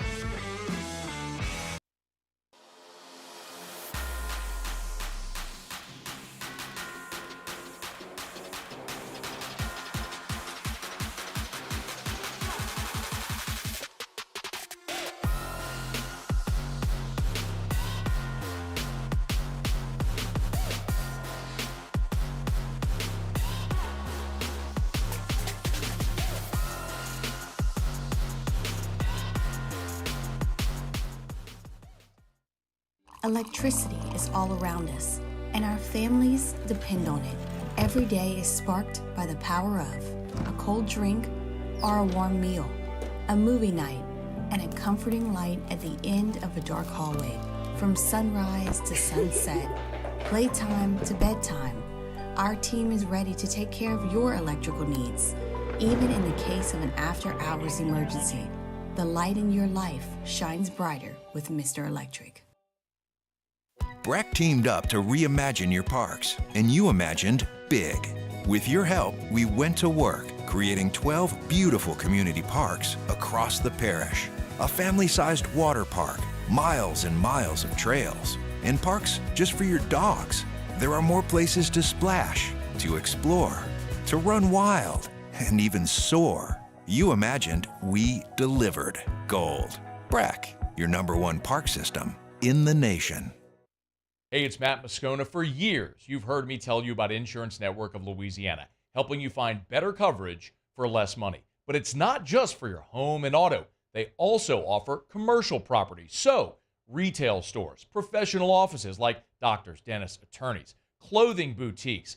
Insurance Network of Louisiana can find you better coverage for less money. They service the entire state of Louisiana, and they're local. So call today at 293-0450 or lainsurance.net. Jerry and Benny Payne began Central Plumbing Company out of their driveway in Tanglewood subdivision. 50 years later and 4 generations down the road, we continue to serve Baton Rouge and the surrounding areas for all of their plumbing needs.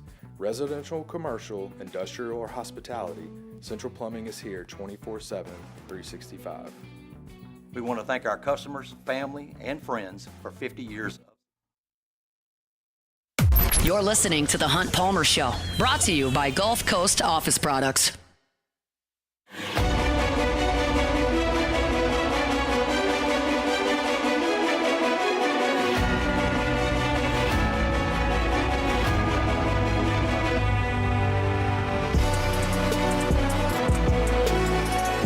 Hope your work week's off to a good start. Shout out to the folks at Gulf Coast Office Products, GCOPnet.com. Printing, scanning, copying, whatever your needs are, they can meet them at Gulf Coast Office Products. No matter what vertical industry that you are in, Trey Beal and his team have clients in that industry. They can help you with your specific needs in terms of printers, scanners, copiers. Fantastic customer service, tons of resources statewide. It's Gulf Coast Office Products, GCOPnet.com. Let's go out to Jim's Firearms Hotline. That's where we find our guy Denton Day, SiriusXM's College Football Overtime. He's with us every Monday, joins us now.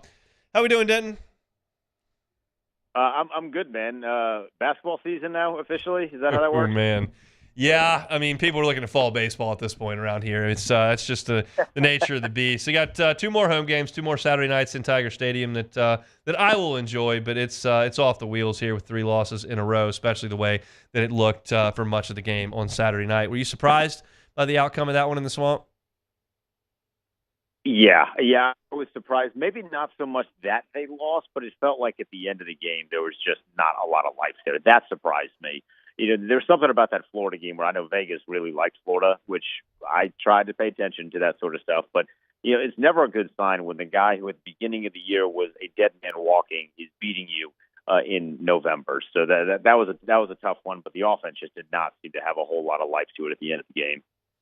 Do you feel differently about Brian Kelly's tenure in Baton Rouge today than you did when we spoke last week? Not necessarily. You know, I think obviously anytime you are a 4-loss team when you are in year number 3 at this particular program, it's not a good thing, not a good sign. But I am confident in the ability that he is going to have, I think, to make things right. You know, if there's one thing that he's going to be able to do, I think he's going to come in, not maybe with an iron fist, so to speak, but I do think there's going to be something done about some of the issues. And I think that's going to start with a quarterback. Go out there, get somebody that is going to be maybe a little bit more similar to what Jaden Daniels, in terms of the ability that he had with his legs. And then I think that maximizes the offense and hopefully get some more skill position guys out there too. After watching DJ Lagway, still not healthy, but playing with a lot of poise against LSU, do you feel differently about Billy Napier's time in Gainesville than you did back on last Monday?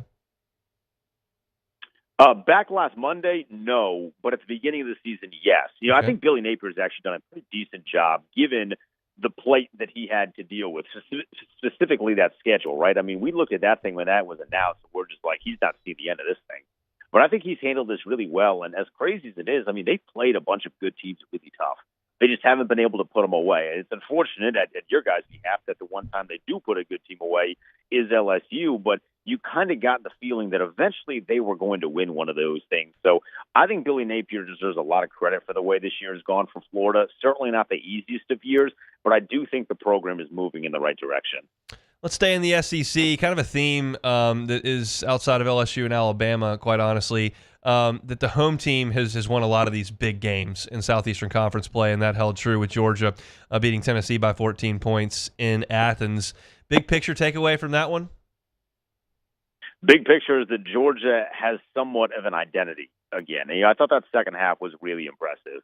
Borderline dominant. I mean, I looked at that, and I did think Nico Y played pretty well in the first half, but it's also impossible to deny the fact that one of their touchdown drives was helped severely by a really bad penalty on Georgia, that pass interference that helped Tennessee move down the field drastically. So I think what we saw from Georgia was kind of sticking back to the basics. I mean, Carson Beck threw, 40 times, but it didn't feel like they were putting all of the pressure and all of the weight of the win on him. That's how you have to do it. Know that you're going to play good defense and then have Carson Beck deliver when he needs to, but not ask him to deliver every time he drops back, which kind of felt like they did against Ole Miss. So I think it was a much better game plan approach for Georgia, and I think if they can kind of stick to that in a year where there's really no top dog, I guess pun kind of intended there, but there's no top dog across all of college football, you're going to be in a lot of these games as long as you kind of stick to your identity. I look at these 10-2 teams in the SEC. Well, the teams that look like they're trending toward 10-2. I look at Alabama. I look at Georgia. I look at Tennessee. I look at Ole Miss. I look at Texas A&M if they can beat Texas, which would then make Texas 10-2. How do you feel about all those potential 10-2s and what the playoff committee will do looking at that?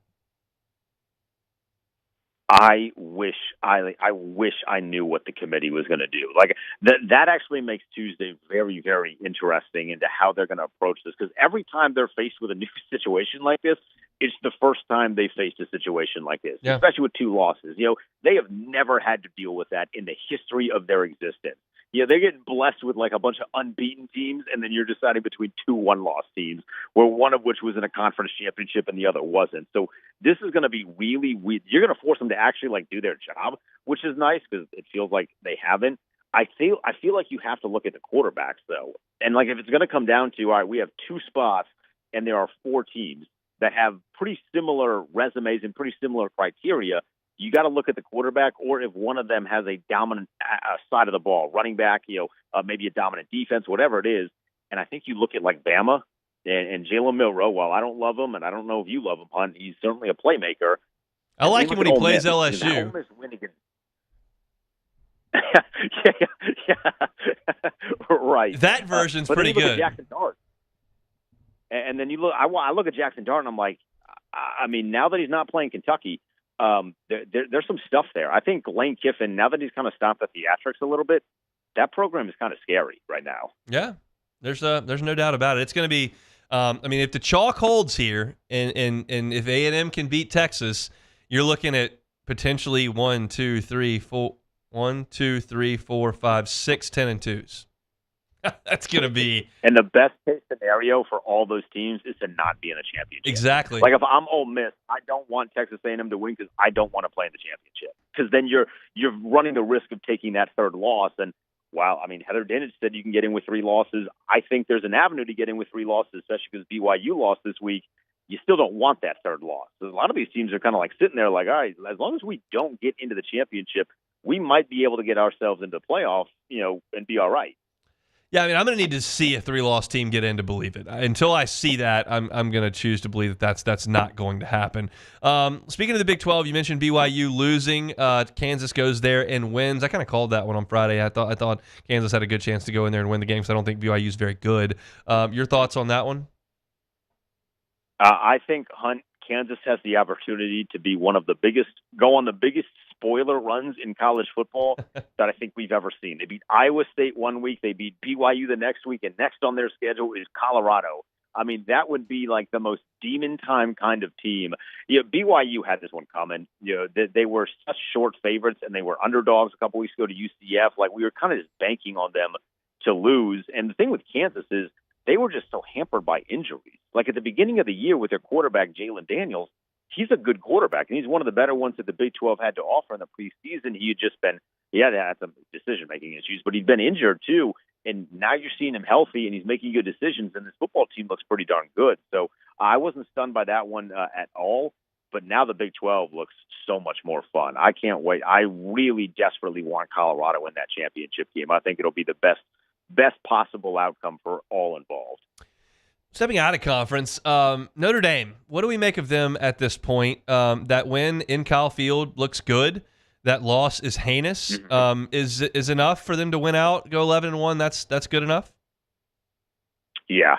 One-loss Notre Dame team gets in. A 2-loss Notre Dame team is a completely different question, especially considering who they would have lost to. I mean, you get Army. Army's a good team, but they're not a beat Notre Dame kind of team. And then you get USC, where at least with USC you can make the argument Lincoln Riley, a lot of offense like that. That would be, I think, hysterically a better loss than an Army loss. But if they're just a one-loss team and that one loss happened, at this point 8-10 weeks ago, they're definitely in. Let's look at the Big Ten. Kind of the one that was trying to steal the show, but ended up not, was Oregon trailing late to Wisconsin. They outscored the Badgers 10-0 in the 4th quarter. Just couldn't get anything going on offense for a lot of the day. What do you make of that? That's not the first time that's happened either. Yeah, I think that's a little alarming for Oregon because they had that same issue at the beginning of the season, and I'd kind of thought they were over that issue where they moved the ball well, they're just not executing well, and then it reared its ugly head against Wisconsin. I was a little alarmed by that. I also hate the fact that they faked a field goal. I mean, they won the game, so it's not that big of a deal, but faking a field goal when you're only up 3 in the late stages of a game. I mean, Dan Lanning is one of my favorite coaches. I wanted to fly through a wall when I saw that of anger. I was like, what are you doing? So they need to make sure Dan Lanning needs to get his head on straight a little bit. Don't be uber aggressive. I was alarmed with what I saw. They didn't lose, so you just survive in advance, but not a great weekend, I thought, for Oregon. Is this a must-win game for Indiana in Columbus? Do they have to win this game to get in, or can they get in with one loss and no real impressive wins? Yeah, they can get in with one loss and no real impressive win. That is the luxury of being a Big Ten and an SEC team. I mean, the SEC, you're not going to go the whole season without an impressive win, but the luxury of playing in that particular conference is that if you're a one-loss team, you're getting in. So I think if Indiana can lose this one, as long as they don't get blown out, like as long as it's not 50-7 or something ridiculous like that, they can lose that game and still get in. Do you think that's a good thing? That's a great question. Yes and no. Obviously, I would love if they had like a tough schedule and if they played better teams. But at the same time, like I don't want to see Clemson in at this point. You know what I mean? Like if it's a one-loss Indiana team or a two-loss team out of the ACC that I don't trust and I know isn't very good and they can't score the football, I'd rather see the one-loss Indiana team. Because Indiana, I mean, this is what I'm looking at. If I'm a Power 5 head coach or Power 4 head coach, if I'm an administrator that's putting a scheduling together, I'm looking. It's not Indiana's fault that Michigan stinks. First of all, not their fault. But their non-conference is Florida International, Western Illinois, and Charlotte. And then they didn't play a single team that was ranked until they're going to the Shoe to play number 2 Ohio State. There's nothing there on the resume at all except for a bunch of W's. And if I'm looking at that, I'm going, well, I can arrange my schedule to an extent. If I'm LSU, why am I going to Clemson next year? Why am I playing USC to open the season if I can just play Florida International, Western Illinois, and Charlotte? It's a great point. It's a great point. I think the thing with Indiana is they did not know that this success was going to be the way that it is. I think next year, I'm hoping that in the future, they will take this season and they will parlay that into some of those bigger games, because the whole thrill of the 12-team playoff is that we should be getting more of those LSU USCs, taking an LSU and playing Clemson, right? Like we should be getting more of these non-conference Power 4 versus Power 4 teams. So I hope Indiana parlays that. But you're like, if Indiana's on the outside looking in, I'm not upset about it, but I do think they would get in. And the committee, just based on the way they're ranking us, is telling us that they are going to get in as long as they don't have 2 losses on the schedule. What do you think about the way that game plays out? It's 11 o'clock kickoff from Columbus. Do you think Indiana can stay in it? I think it's going to be one of those games where they are in it tough for at least 2.5 quarters, and then eventually the talent of Ohio State puts them ahead. I mean, that team is, if there was a lean that I had right now as to who's going to win the national championship, it is the Buckeyes, because they just have so many dudes on the outside and they have so many dudes in the backfield as well. So I would look at them and say that I feel the best about them right now. So with that said, Indiana might play them tough. They got a whole lot of heart on that team, but eventually they are not going to be able to keep up with the firepower that Ohio State has. Diego Pavia going to come in on a Saturday night in Death Valley and beat LSU? For your sake, I hope not. I think the Diego Pavia thing might have come to a close a little bit. He was a fun story while it was, but I think that wave has crashed a bit. We'll see. It'll be a cooler Saturday night in Death Valley than it's been all year long. We'll see if the Tigers can play any better than they have for a month. Denton, we appreciate some time. We'll do it again next week. Hunt, I appreciate it as always, man. Be well. Denton Day, SiriusXM's college football overtime each and every Saturday when the games go final. He's also with us every single Monday here on the Hunt Palmer Show. All right, let's step aside. We'll come back, play some Take It or Leave It, and close it out. It's a Monday edition of the Hunt Palmer Show. The Hunt Palmer Show. Genesis of Baton Rouge. GenesisofBatonRouge.com. How about 3 years of complimentary maintenance? How about 3 years of complimentary valet maintenance?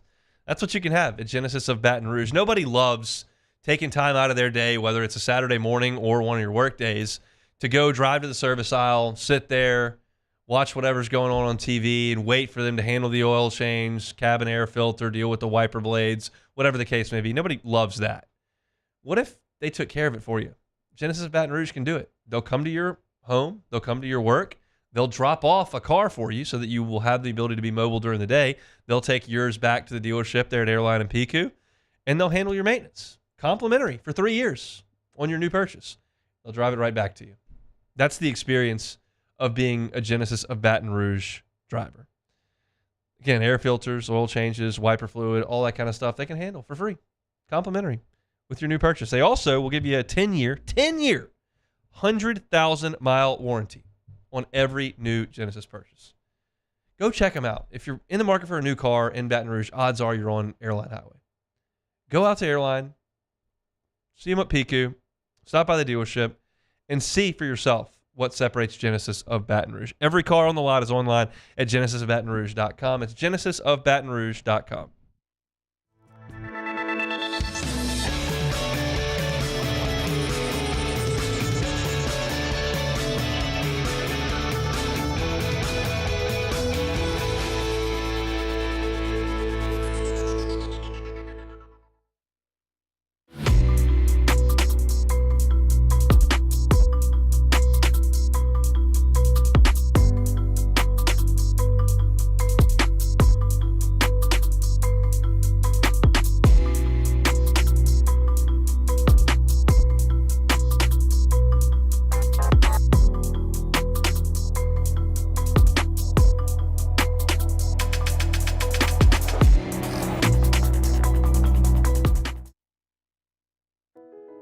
I've been doing business with Luba for 25 years.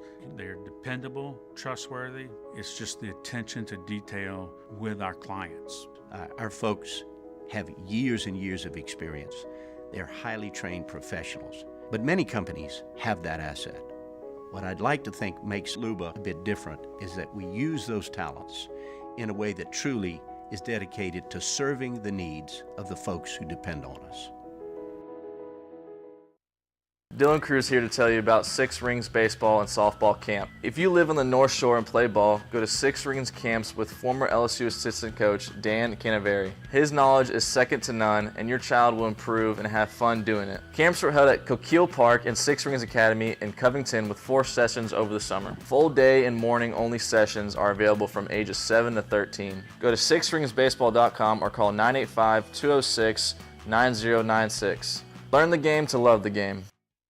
Gulf Coast Office Products is a nationally recognized Savin office equipment dealer based right here in Louisiana. Over 100 employees strong, Gulf Coast has the boots on the ground to support all vertical markets from education, engineering, legal, and finance. With the latest in office technology from desktop to production segment units, Gulf Coast and Savin have the perfect fit for you.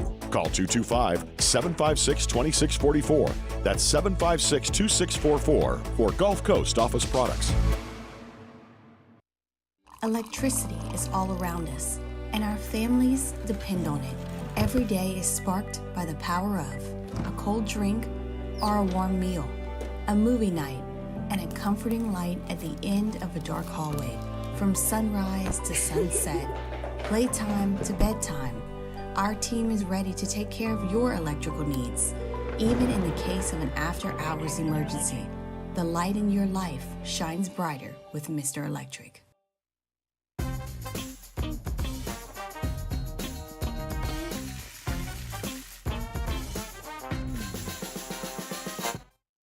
This is the Hunt Palmer Show, brought to you by Gulf Coast Office Products.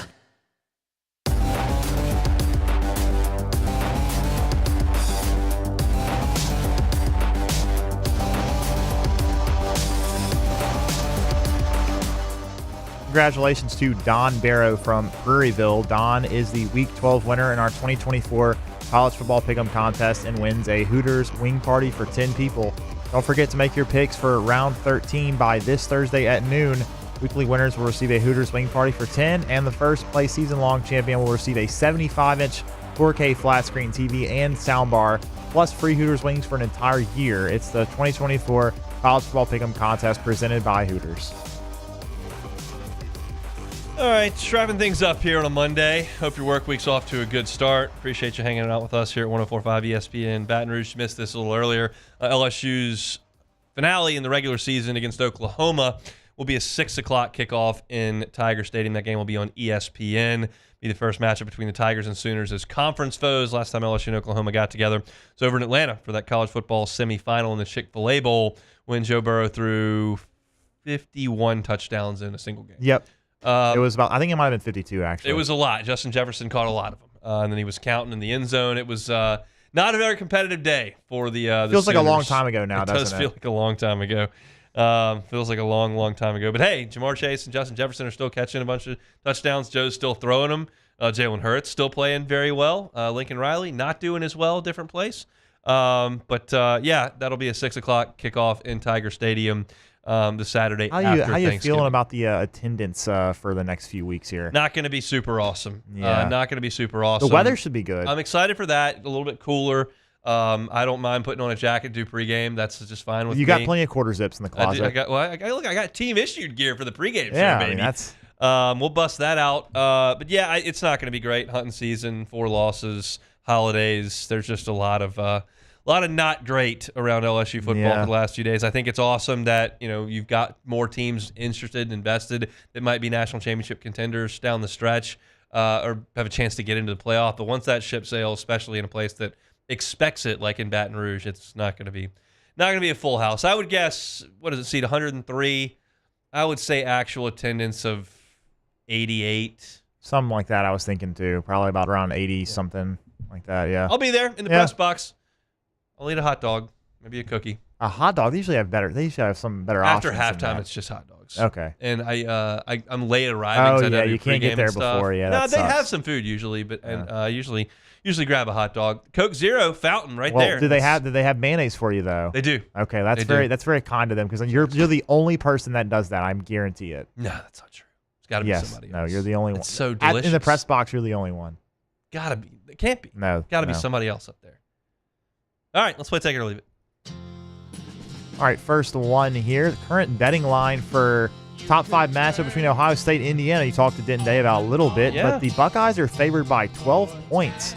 Take the Hoosiers and the points. Take it or leave it. I would take it. I think I would take 12. I think Indiana is good. I think they're explosive on offense.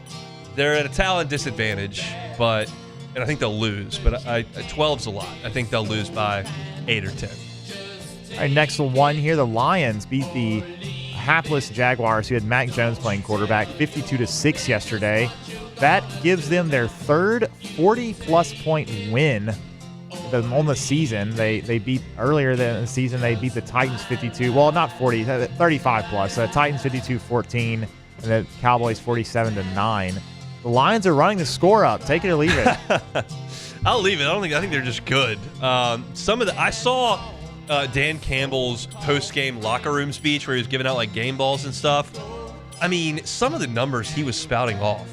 Like they outgained him like 660 to 140 or something. I mean, it was 645 to 170. It was just an annihilation. The total yards, ridiculous. Golf threw for a ton. I mean, you don't see NFL games that get like that very often. And the Lions are damn good. They got Goff playing at a Pro Bowl type level, at an All-Pro type level, quite frankly.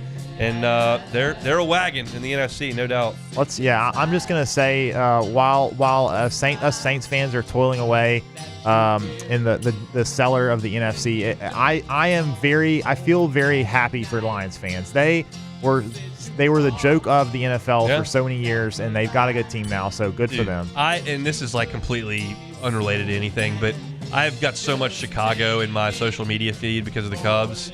They are down so bad right now over the Bears. Not good. They thought this team with Caleb Williams and Keenan Allen and DJ Moore and like Cole Kmet, and they've always had a good defense. Like this was going to be the team that turned it around.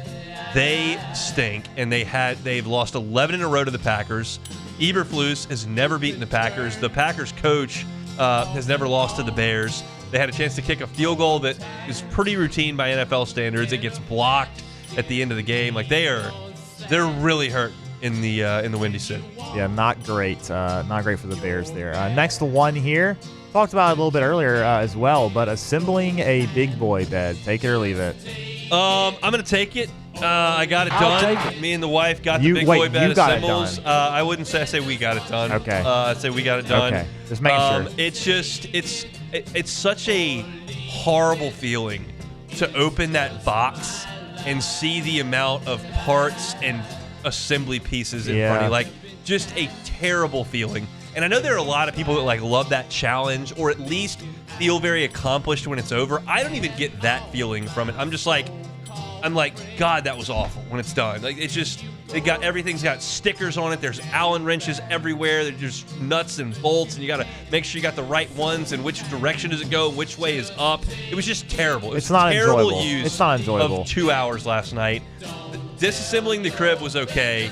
Getting the big boy bed put together, not a lot of fun. He did really like it. So that's good. And he didn't wake up in the middle of the night and run out of it. He stayed in his bed until we came out this morning. So shout out Myers, man. Big time performance. Big time players make big plays in big games. That was a big game. He showed big up. Performance.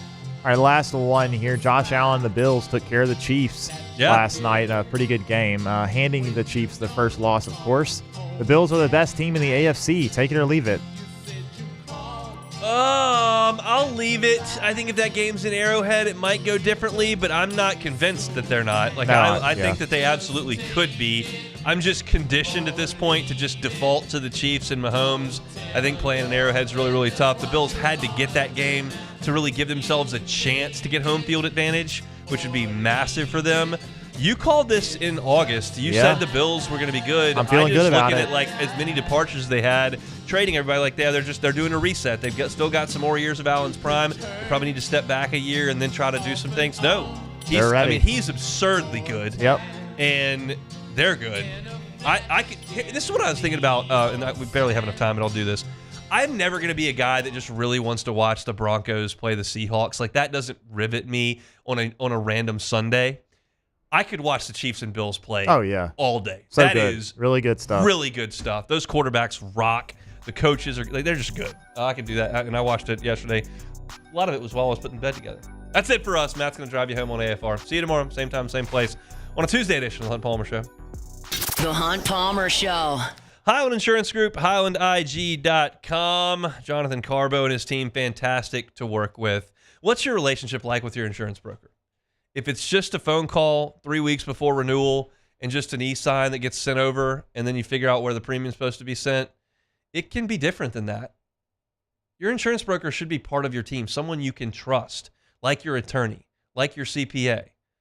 Trust your insurance broker to make sure your business is set up for those catastrophic incidents. You never know how bad a car accident can be. You never know how severe a hurricane might come or fire. You never know what kind of cyber breach might happen and what damages could be taken from you. If you have the proper insurance, you won't have to worry about that. That's what the Highland Insurance Group can do for you. They can do property and casualty. They can do your group and employee benefits as well. Make that phone call to them or check them out online. It's the Highland Insurance Group. They're online at HighlandIG.com. HighlandIG.com. At Ochsner, we know healing is a team sport. That's why we've partnered with world-renowned orthopedic surgeon Dr. James Andrews to create the Ochsner